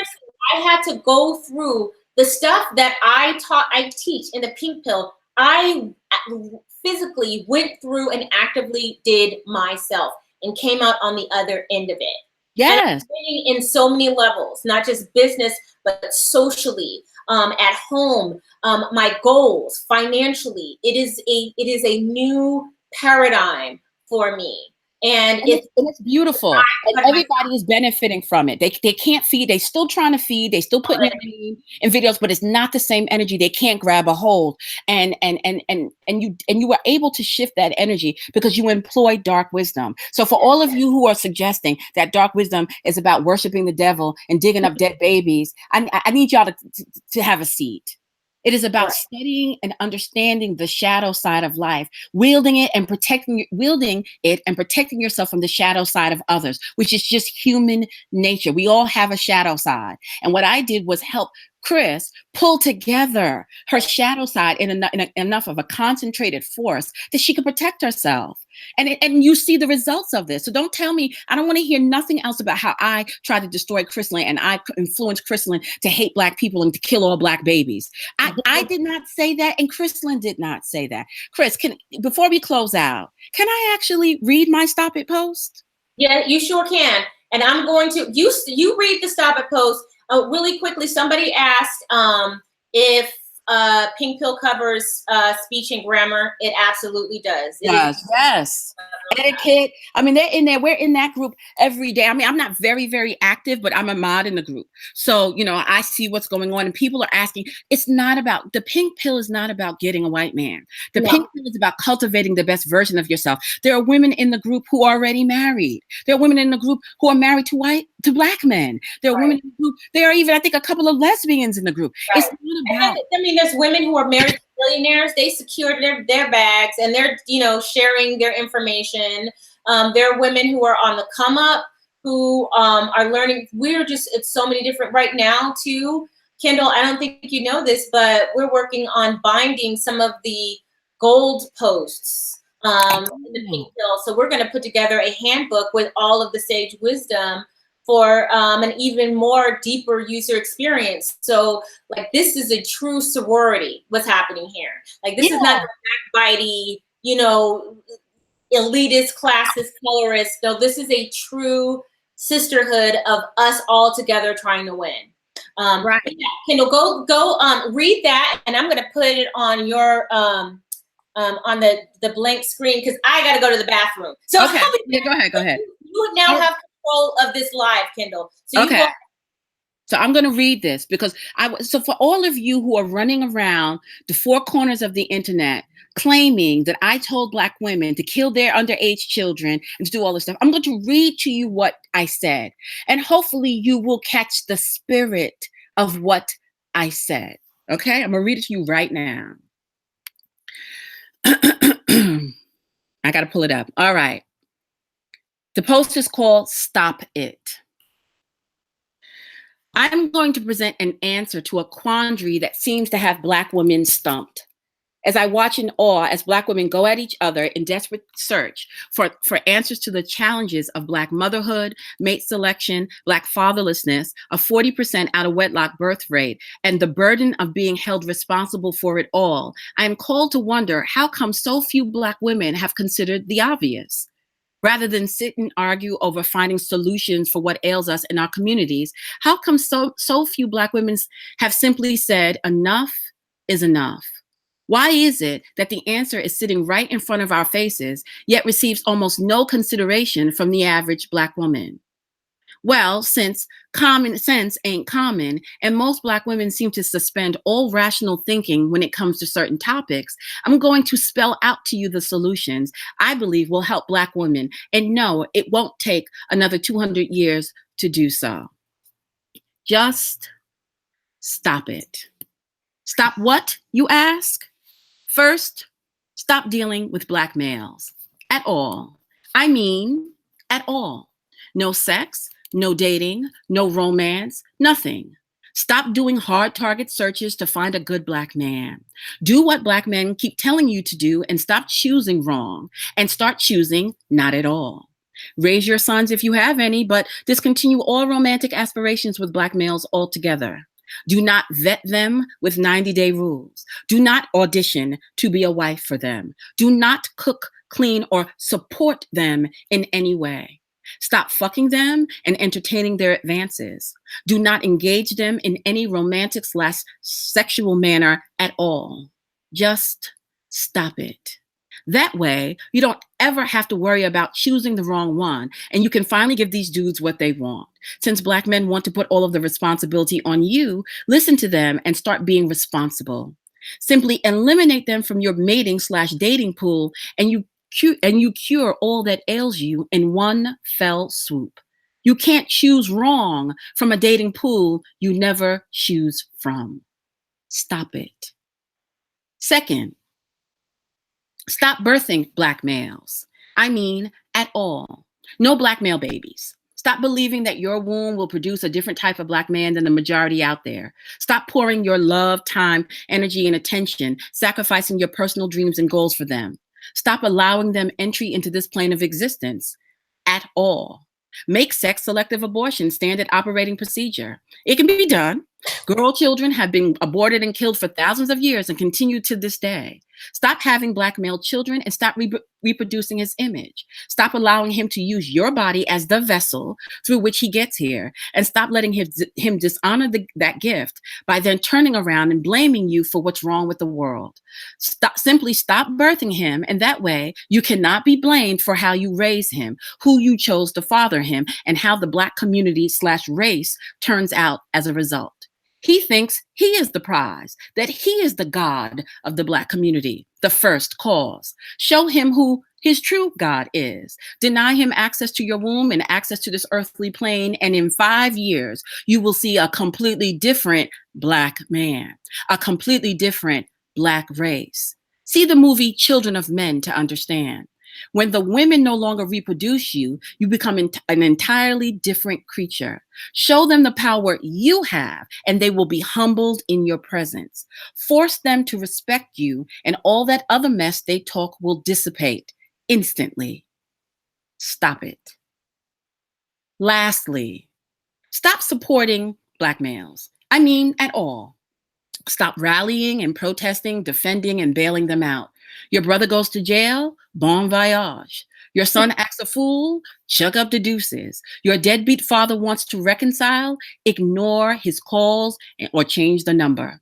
Your community organizers and politicians want your vote, stay your ass at home. Those entertainers want your money, keep it in your pocket. Those athletes, NFL and NBA, want your support, turn the channel and watch rugby instead. Withdraw support from any and all Black males aside from your underage sons, and even when they reach adulthood, withdraw support. Remove any and all concern for the safety and welfare of Black males and see how quickly they collectively fail without you. They have you convinced that you are such a horrible group of women and that it's all your fault that we are in the condition that we're in. Well, show them what's waiting for them when you remove yourself as a factor. And to help expedite the cleaning up of the Black community, support any and all laws that allow them to be locked up. Invest in the private prison system and the prison industrial complex. Vote for stiffer laws and longer jail sentences for their offenses. Help rid your communities of them, their criminality, and their hatred of you. Hasten this process, and you will see in a very short period of time who they really are and who you really are. Stop it. I agree with Black men when they tell us that it's up to us and it's all of our fault and we are the ones who are causing this mess. I agree with them when they tell us to stop choosing thugs and how we're doing a terrible job of raising Black boys. I agree with them. We as Black women do have all the power and we are not using it wisely. It's true. They keep telling us, but we won't listen. If we would only listen to them and stop arguing and defending our position, we would finally see the truth in what they are saying and make different choices, just not the choices they think we should be making. Every time they tell us to choose better, they are giving us permission to simply stop choosing them. They have already made it clear that they have no desire to be better. So it really isn't that hard of a choice when you think about it.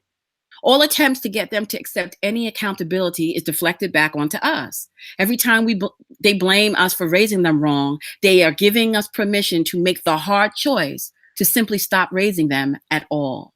So accept the power that they give to you when they hold you accountable for the downfall of the Black community and utilize your power to nip this shit in the bud. Every time they demand of you your support, every time they tell you that you're the backbone of the community, they are telling you that it is indeed you who is the God of the Black race. They are telling you that like any human being without a spine, a backbone, the community will cease to exist. It cannot hold itself up and cannot function as an organism without a spine. They are literally telling you that you are the center of their universe. They are giving you permission to accept that role and are encouraging you to exercise your power wisely. So do just that and stop supporting, rallying, picketing, protesting, providing for, and protecting them. Be the God that they are telling you you are and simply withdraw it all from them. And you will see just how quickly that attitude changes. And we're already seeing it. I told y'all. I wrote this in 2014, by the way. Are we not seeing this exact thing play out? Absolutely. And here's I'm not finished. Wait. I'm not finished. Let me finish because I only got a little bit more. Yes, please finish. Sorry. Stop bartering. So you see now, in other words, I said, I had 2 sentences related to sex-selective abortion, and it was tongue-in-cheek. And that's what y'all have ran with. Let me finish reading this. Stop bartering, pleading, negotiating, compromising, and trying to be pleasing to them. Stop trying to find balance with them and stop looking for them to be the leaders in your lives, your homes, and your communities. Stop trying to save them and love them back into wholeness. Stop promoting their image and stop protecting their interests. Stop rushing to defend them and stop fighting whitey for them. Stop begging them to love you and stop pleading with them to come home and do right by you and your children. Stop telling them how crazy you are. How angry you are because they are with white women. Stop having their children hoping it will make them stay. Stop dumbing yourself down, trying to leave room for them to lead. Stop accepting his image of himself as God. Stop listening to him talk about ancient Black kingdoms and empires. Stop letting him convince you to worship Black Jesus, Black Muhammad, Black Yahweh, Black Imhotep, Black aliens, Black anything else, Black male image in general. Stop it.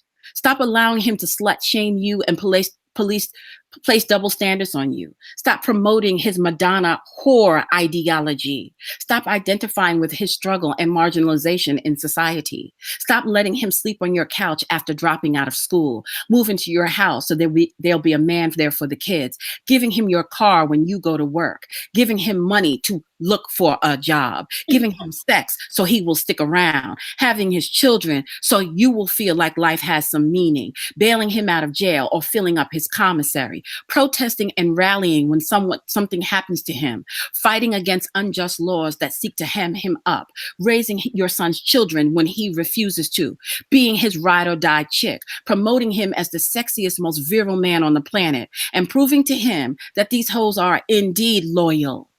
And please, for the love of all things holy, stop waiting for him to decide that you are worthy of him and his foolishness. Stop telling him that no matter how bad he treats you, how destitute, broken, and powerless he leaves you, how much he ignores your interests and denigrates your image, how much he creates division amongst you using colorism and texturism and white supremacist beauty standards.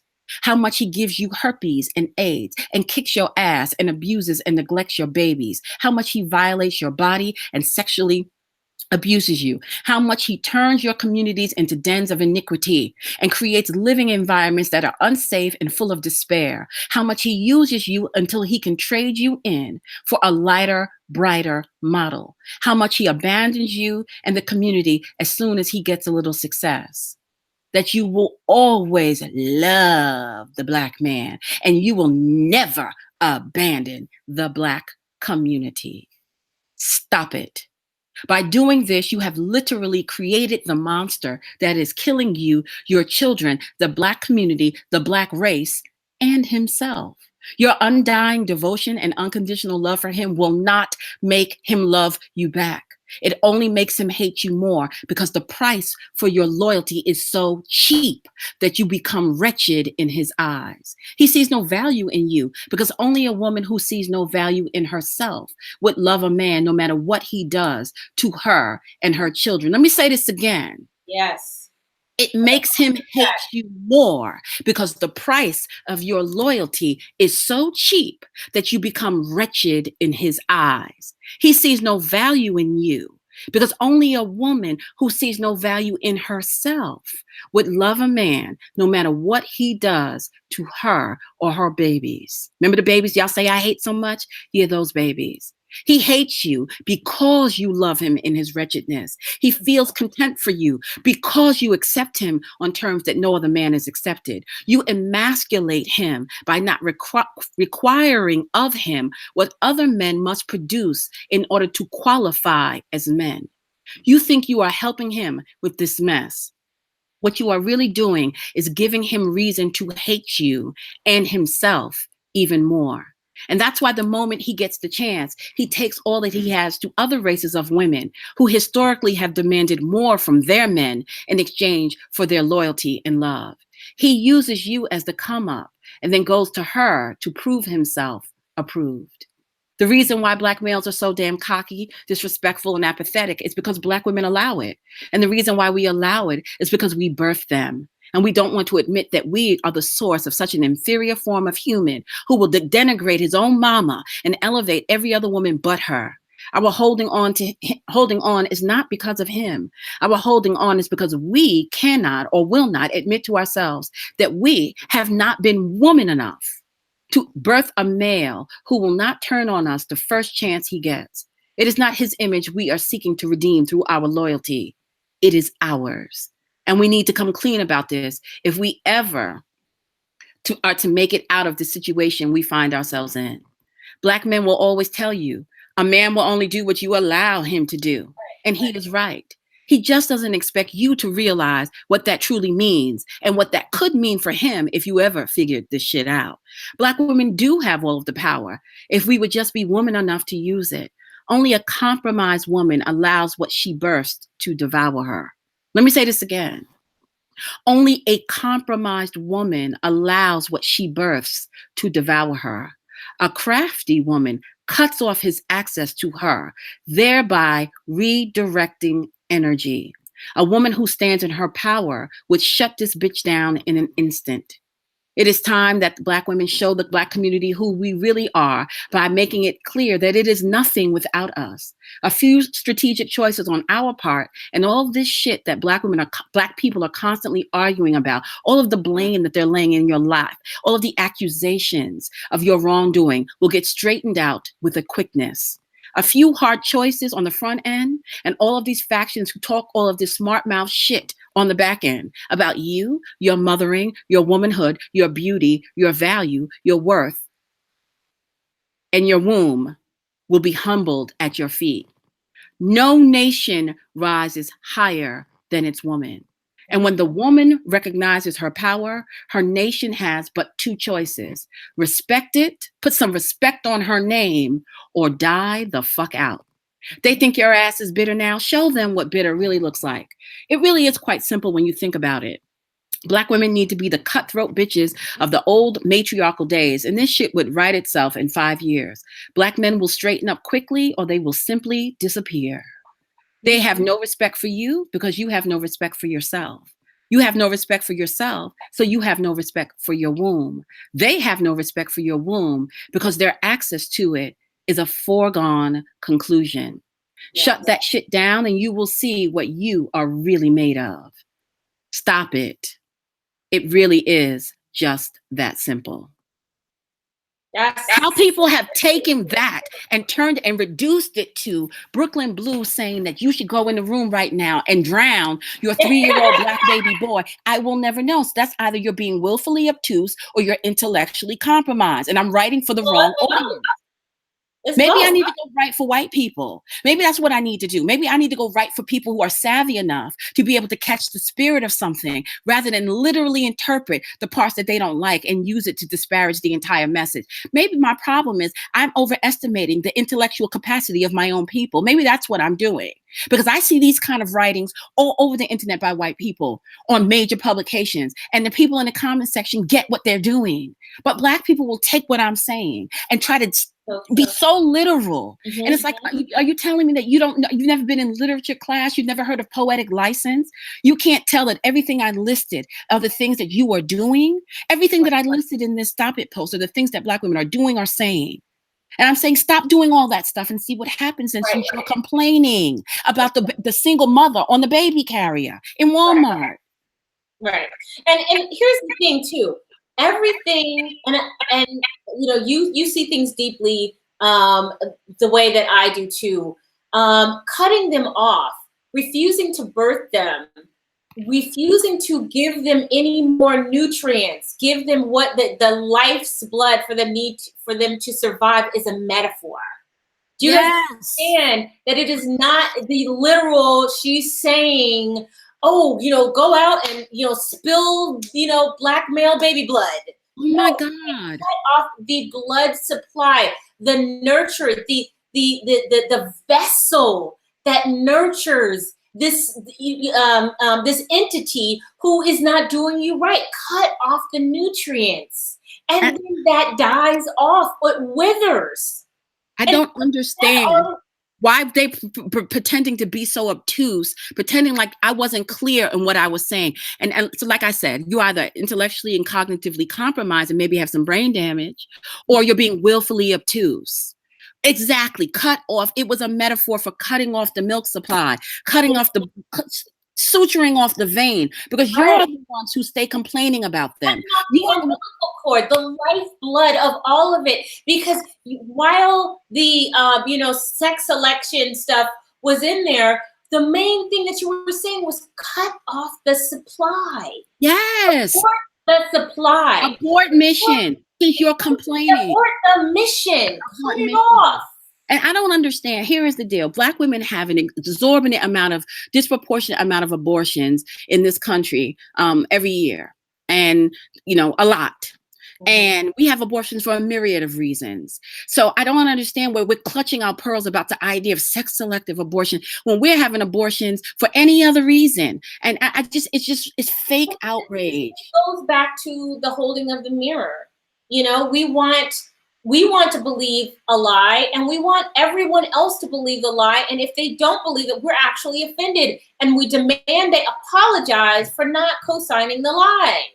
Yes. And someone who points out the ridiculousness, the hypocrisy. Why are you raging? Why did y'all write to Hallmark and make them pull that baby daddy card when most of your children's fathers are indeed baby daddies? Right. If you were that outraged about the card, then you should be hella outraged about the reality. But then when I tell you guys to stop having these babies, to use birth control, to use your veto power, to exercise family planning, you tell me that I'm an elitist, and I'm in league with Margaret Sanger. So those who are trying to put you in a position where you don't end up having to be embarrassed on a Hallmark card, you tell us we're crazy. So which is it? Are you upset about your baby daddies not committing? Are you upset about being unmarried women? 77% of your children being born out of wedlock? Are you upset about being a joke and a stereotype, or are you not? Which is it? Which is it? Because when I am telling you to stick an IUD up your ass and use some goddamn common sense in family planning so that you don't end up a stereotype, you tell me that I'm an elitist coon who hates black women and black babies. So then when I say, then fine, then okay, have the babies and be the stereotype and buy the card. Oh no, that's capitalistic, taking advantage of the dysfunction of Black community, the capitalists. We live in a capitalist society, boo-boo. That's the nature of the beast. They're gonna sell you what you are. They're gonna sell you what you are. Mm-hmm. Exactly. And here's the thing too, is that you have a lot of women who have similar complaints. We were talking about have similar complaints that we acknowledge, but the mistake that they make is that they will not cut off the supply. No. They continue to allow themselves to be a foregone conclusion, and they'll say, "Well, I have I can be, talking about what's going on in the Black community because even though I acknowledge all this stuff, I still will withhold what is best for me." And open my options so that I can get a viable partner or separate myself from these dangerous neighborhoods. As long as I'm in it and still, experiencing the hell of it, then I can speak on it. But the moment, and you still are the foregone conclusion. You still are. Nobody takes you seriously. Nobody takes you seriously. So it doesn't matter how much protesting you do. I'm just gonna put it out here too. Cynthia G, you have made it clear. Everything that we have talked about, everything that Kendall said in her litany of just stop it, are things that you have addressed yourself. But here's where you make the mistake. You continue to allow yourself to be a foregone conclusion. Yep. You continue to allow yourself to devour you, threaten you. Yep.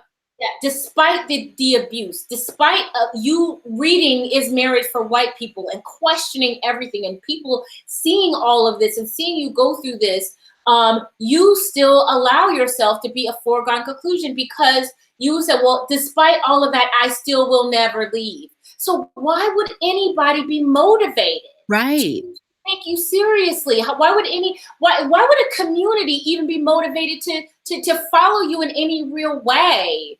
And it goes against common sense. It doesn't matter what they do. You can complain about it, but you'll still have our babies. You'll still lay on your back. You'll still allow all these things. You'll still fight for us. You're just complaining about it, but you're still going to do it. It's just like, as a mother, if I complain about my kid not cleaning up their room over and over again, but when they ask me for ice cream, or when they ask me for money for a video game, or when they ask me, can they go to Disneyland? And even though I'm complaining to them about all the stuff that they're not doing, and I don't say, unless you do right by me, unless you do, you follow these things, then you don't get these things. And I just keep allowing them to get what they want.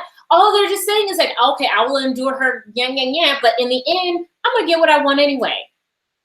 Right. It goes against basic psychology. Yeah. And it goes against basic psychology. There is no incentive for a person to change unless you give them an incentive. And trying to love them into changing is not gonna, I mean, how much more loving do we have to do before we realize it's not working? Right. So I don't know, but then you are in your feels anytime someone mirrors back the dysfunction that is the result of your unwillingness to make hard decisions. And let me just say this, this whole thing with the corner store in Caroline, that happened here in New York. And that white woman who accused this Black baby boy, he's 9 years old, of sexually assaulting her. Watch that video, because what you are seeing is that woman is the woman who birthed the son who kicked your ass. She accuses this 9-year-old boy of sexually assaulting her. Now, of course, it has since come out that he did no such thing. His backpack brushed up against her. But even when she said she was calling the cops and got on the phone and was talking loud and saying that she's calling the cops, when that little boy bursted into tears and when that little baby girl bursted into tears, was that white woman moved? No. She was not moved at all. You are not. Let me tell you something. I know I was. I was like, oh my God. I felt bad for the little boy. That could easily be me. My son used to have this big backpack, coming home from school in his school uniform. I used to buy my son's school uniform from Cookies, the store that they had just come from, because they were carrying Cookies back, which is a children's clothing store chain in New York City. And they have a lot of uniforms. So people tend to get their school uniforms for their kids there. So my son used to get his school uniforms from Cookies. That could have easily been me and my son. But I want y'all to watch. Now, clearly the woman is mentally ill, but I want you to watch how she is not moved at all when she sees these babies crying, screaming for their daddy because this woman is threatening to call the cops on them. That is who you are up against as a Black woman when it comes to these bloodline wars.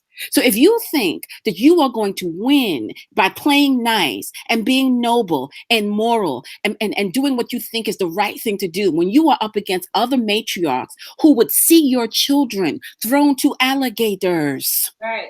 okay, who will see your men castrated and lynched. If you think that you are going to win this supposed war and dismantle all of these systems and all this crap that y'all stay talking about, being woke, by being on the side of right, you have lost your mind. When you have morals and are playing by rules that nobody else is playing by, you are going to lose each and every time. So while y'all are coming at me for suggesting the unthinkable, I need y'all to get your head in the game and realize if you plan on saving Black people, you are going to need to, it's going to require extreme measures. Everybody ain't gonna make it. In order to save the Black people, some individuals are not going to make it. Every other race of people knows this, but the Black race, the Black American race. And so when you hear someone talk about, Black women need to control their reproductive cells with extreme prejudice, even resorting to the horrible thing of abortion if necessary. You're going to have to come out of your morals about that, because those types of tactics are what you're going to need to do to drive this community in a different direction. You cannot have damaged, traumatized DNA running loose in your community. With all kinds of fucked up chromosomal issues, with cellular memory of abuse and stuff, and then expect them to be able to rival against these blue blood white people who can trace their bloodlines back 1,000 years, who all of their children have all kinds of experiences that are, you're going to have to play a different game, and your morals is what's keeping you losing. So I'm going to say this, and then I'm going to bow out of this conversation for the last time. I did not tell you to run off and go drown, kill, burn, shoot, dismember, stab, or suffocate your male babies. I did not tell you to do that. What I said was, if you are so unhappy about what you see going on around you, stop playing the victim, pick up your power and wield it in the direction that you want it to go. That's what I was saying in my Stop It post. And I went to the extreme to prove the point. Consider the extreme, because that's where you're going to need to be thinking. And if those of you who are still about Black love in the Black community, you are not going to save all of these niggas out here and all these handmaidens. You are not going to do it. So I don't care how many grassroots organizations, comes a point where the person becomes too far gone. You have to end that energy. And that means that unfortunately, some people are just not going to make it. And use the reference of the Matrix. When Morpheus is explaining to Neo what the Matrix is, right? And they go into a simulation and they're out walking on the street, and everybody's walking by in suits and black outfits. And then this beautiful blonde saunters past in this red dress and is sexy. And Neo, of course, being a typical man, of course, his gaze is drawn towards the beautiful woman. And he turns around to follow the woman's gaze, to follow the woman as she walked. When he turned back around, an agent was standing in his face with a gun pointed to his forehead. And then Morpheus freezes the simulation and says this to Neo: the people that you are trying to free are so inured in this system that they become part of the system you're trying to free them from. And you cannot underestimate that. While you're in here doing the business of Zion, at any moment, an agent can enter any one of these people, the people that you're actually trying to free, and turn and use that person as a weapon against you. So while you're in here fighting the good fight, you can't be sentimental, and you can't worry about so much about individual people, because those people are weapons of the system you're trying to dismantle. Mm-hmm. That movie, whose screenplay was actually written by a Black woman, by the way, explains exactly, if y'all were really true about this so-called war that you say you're in to regain your sovereignty and dismantle white supremacy, you would take that approach. You would recognize that there are going to be people that need to be sacrificed in the meantime for the greater good, which means that every single Black thug, every single baby mama, every single sorry tale is not going to be able to get fixed. People, that they are a part of the system you are trying to free them from. And some of them are going to end up casual casualties. They're going to end up collateral damage. And that's just the nature of war. So if a woman does say to you, you don't need to have that baby, sis. This dude is not good for you. He's about to trap you. You got 3 other children by 2 other dudes. You're living barely above the poverty level. He does not care about you. He won't be a good father. You need to set an appointment with Planned Parenthood. This is not about eugenics. It's about prudent planning, steering common sense and steering the community in a different direction with individual choices, hard choices. Be clear, hard choices. But when I tell you, well, then if you don't want to be put in that position to make such a hard choice as a woman, then simply stop screwing them, because they are the common denominator for your poverty, for your abuse, for your high STD rates, for everything. And the studies prove it. Brookings Institute just put out a study recently that said that. Another big study came out. Everybody lost their mind out about just a couple of months ago, that they are the common denominator. So you won't be in a position to have an abortion of a Black male baby or any baby if you're not screwing them.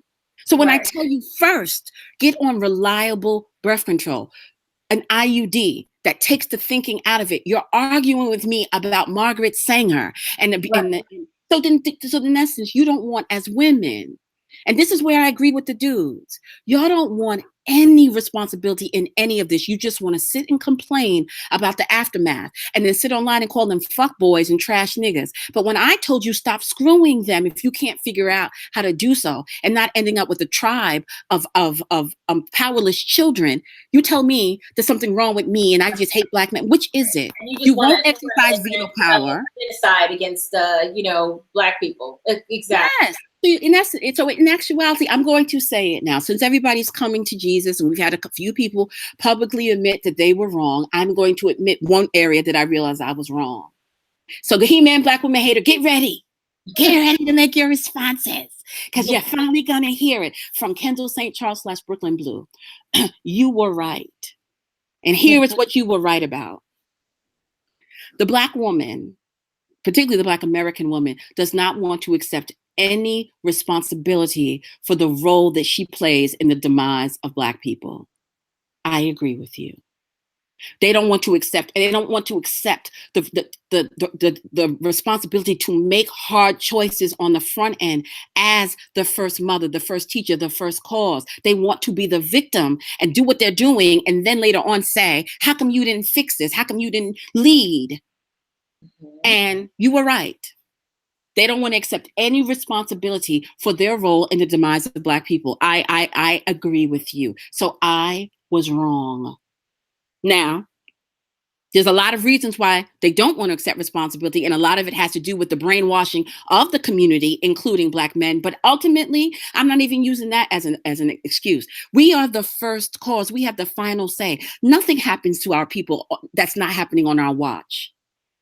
Nothing happens to us that isn't happening on our watch. So when you want to talk about street harassment, when you want to talk about a 60% molestation rate, when you want to talk about 20 times HIV rate, 50% herpes rate, 35% the higher domestic violence rate, 4 or 5 times murder rate, 7 to 11 times matricide rate, baby girls, that's happening on your watch. That's happening in your homes, in your churches, on your streets.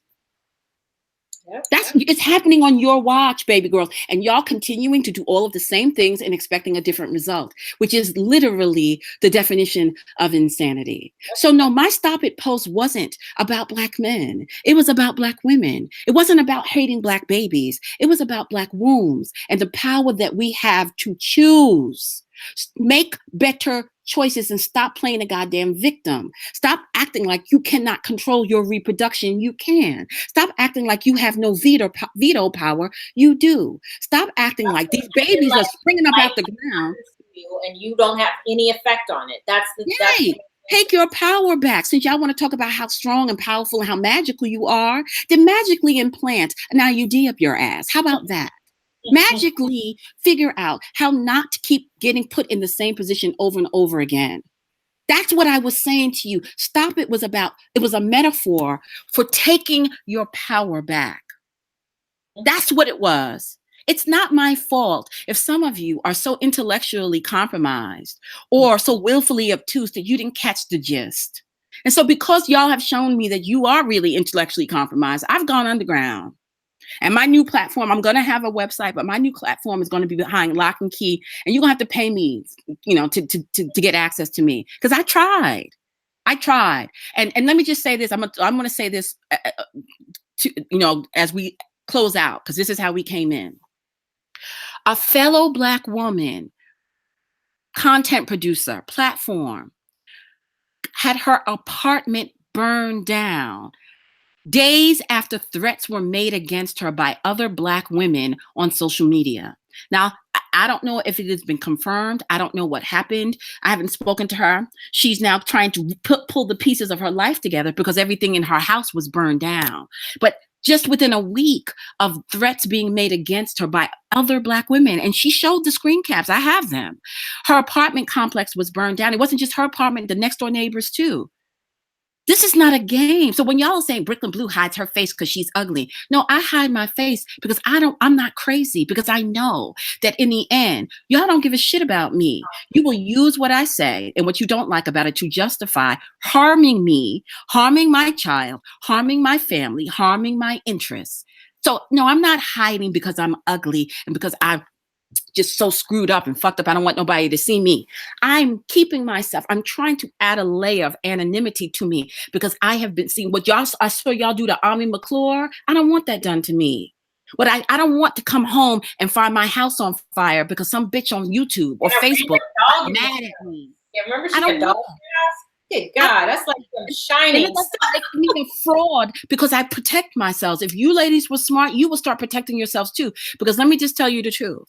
There are factions of them now who are running around screen capping y'all names, collecting your pictures, and anybody who is commenting on certain threads, or saying sharing certain controversial talking points are being targeted. So I have informed all of my ladies to go dark. If you're going to keep a presence on Facebook, remove your real name, remove your pictures. Do not, the game is changing. I told you, if you stop it, they will come, and they're coming now. And it's the women. What did I tell you? The men are vocal, but the women are what, Christelyn? They were the ones to take the action. The women are active. The men are vocal, but the women are active, ladies. So start hiding yourself, because if they see you in certain circles, you're getting put on their list. And this is not about flagging down somebody's Facebook page or YouTube channel. They're burning people's houses. Yeah. This is not a game. So they're doing things like mailing letters to neighbors and relatives that get done to me. Yes. Imagine like this is what, and y'all think this is a game. It is not a game. It's not a game. There's millions of dollars at stake in this social media world, billions of dollars, and there are real life interests. People have been harmed, have been stalked. This is not a game. And so when I see y'all so flippantly jump from platform to platform, you love me one day, you hate me the next. You support me 1 minute, and then I see you on a haters video coming for me the next minute. I'm like, y'all don't realize that this is real world. I mean, I'm almost 50 years old. I'm not Paris Milan. She another one who's gonna have to learn her lesson. She gonna learn, trying to build up a platform, and she's doing it, coming out against sovereignty, coming out against divestment, coming out against swirling. She gonna be just like the other lady who had to come forward recently and admit she gonna learn the hard way too, showing her face, and she don't know what we already know, what's going to happen to her. And all of y'all think y'all gonna be different. Cynthia D thought she was going to be different. Chrissy thought she was going to be different. Listen to you. I know better. These everybody think that they're going to be different, that you're the special snowflake, and that if you just play balanced and fair, that Black men will not target you, that their handmaidens will not target you. I'm telling you, it is not true. We have all learned it the hard way. So when we come forward and we're trying to tell you these harsh truths, and y'all are giving us your asses to kiss and throwing us under the bus, remember, karma is a bitch. She's a woman. She's a female energy, and she's a bitch. What did I tell you? When you don't heed karma, when you don't heed wisdom, she punishes. So keep not listening to us, okay? Because we're old, washed up, bitter baby mamas who are just ugly and have hit the wall, and we're mad because our baby daddies didn't want us. Keep telling yourself those lies, okay? And then when your apartment is on fire, or when your boss get winds of things that you have said online, or when you're getting death threats in your email, then maybe you will regret not having listened to older women who told you the damn truth when no one else would. So that's my final word on it. There can't be sisterhood amongst a group of women who will not allow diversity of thought. There can't be sisterhood amongst a group of women who take any criticism of their womb and what they're doing with it as a call to war. You have sisterhood. Exactly. To destroy someone else because you don't want to be accountable to me, another Black woman, with what you do with your womb. The community that I live in is full of other Black women and their children. All of the threats that are posed to me as a Black woman living in a Black community come out of the wombs of other Black women. So don't tell me I don't have the right to ask you to account for what you're choosing to do with your womb, because it is your womb. 3 of your womb spawn tried to kill my kid. Mm-hmm. Don't tell me I don't have any rights and I'm just being an elitist. That's how I know you don't love me. Right. Because I don't give a shit about love as a verb or a noun, a description, an adjective. The only kind of love that I care about as a dark wisdom woman is love as a verb, in action. And if you don't love me in action and take me into consideration with your personal life choices, then you don't love me in any way that truly matters to me, and you are not my sister. Period. Yeah. Somebody, our mutual friend, he's always addressing us as beloveds, hello beloveds, and is the most hateful person in the world. You saying that you love while you do hateful things means nothing. Nothing.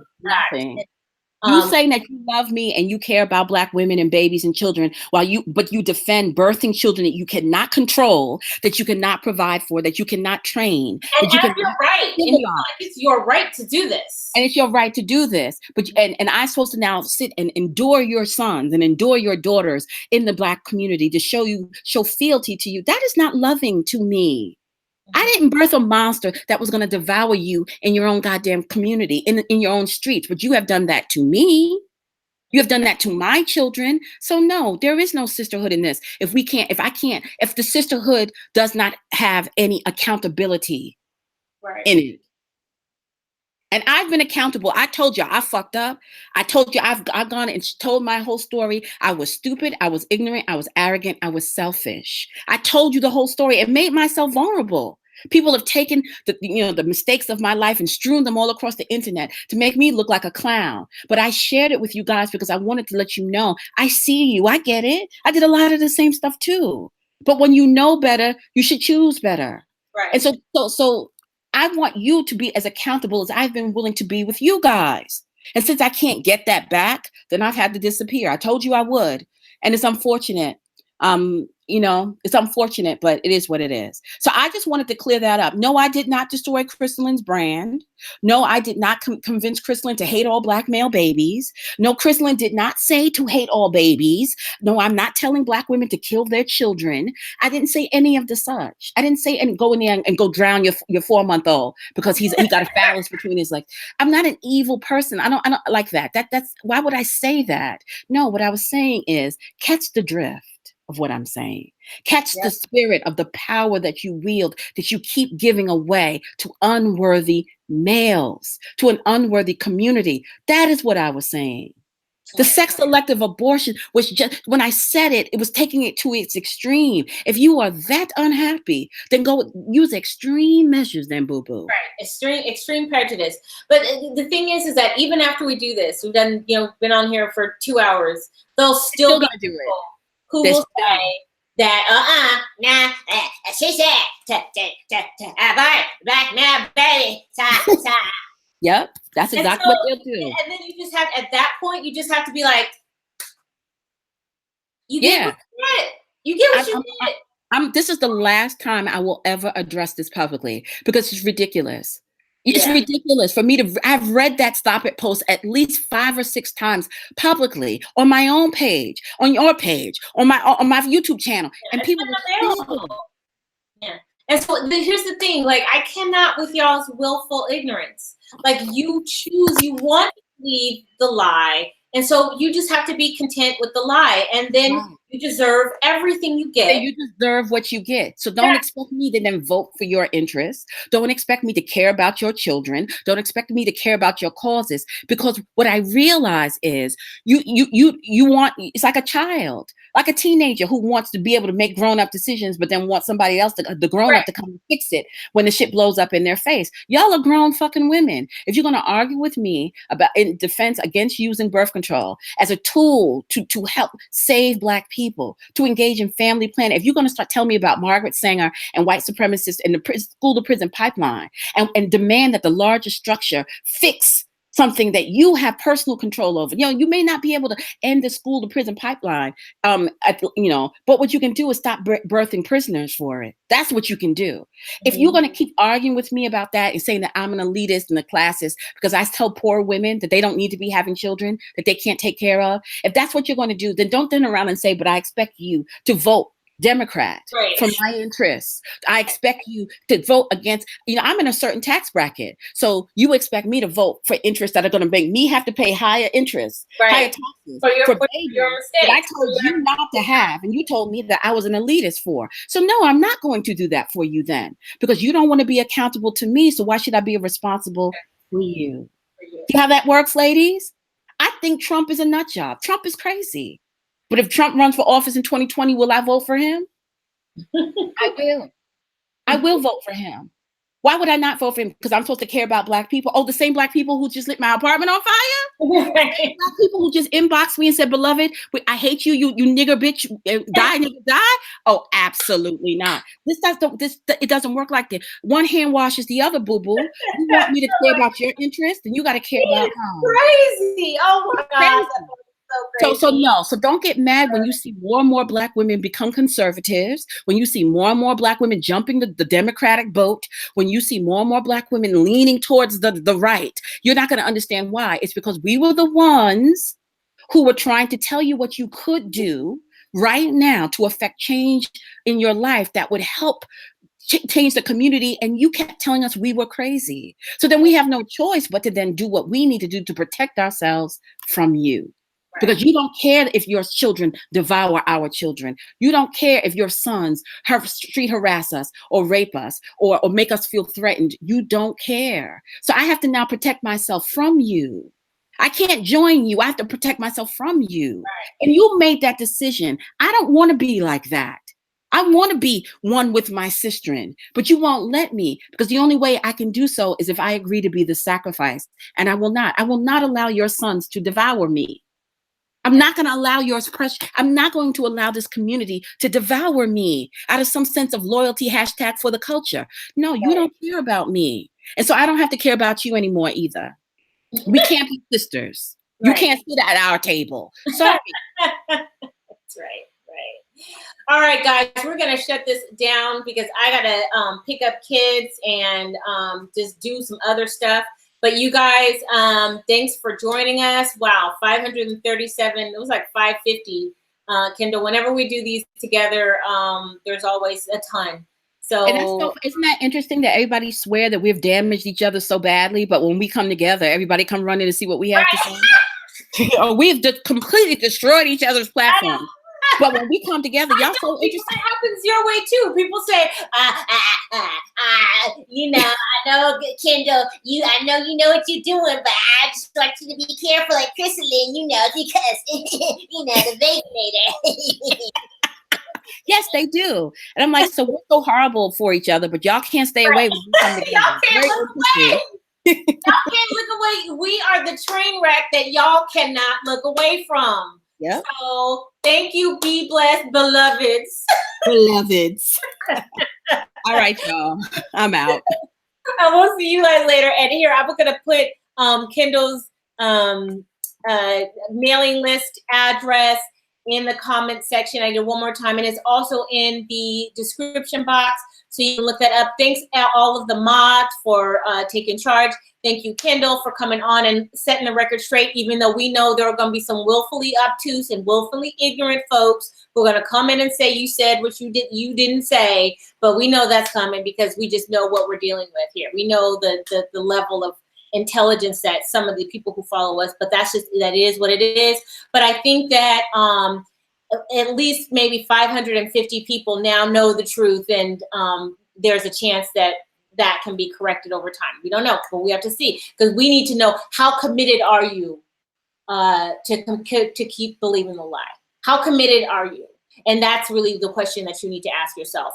Go ahead, follow Kendall, follow me. Make sure you like, share, and subscribe. And I will see you guys the next time I decide to do a video. Oh, and by the way, this isn't a dress. This is a jumpsuit. This is like one of those polyester jumpsuits from the 70s. It's fabulous. Thank you. All right, guys. I'll talk to you later. Bye.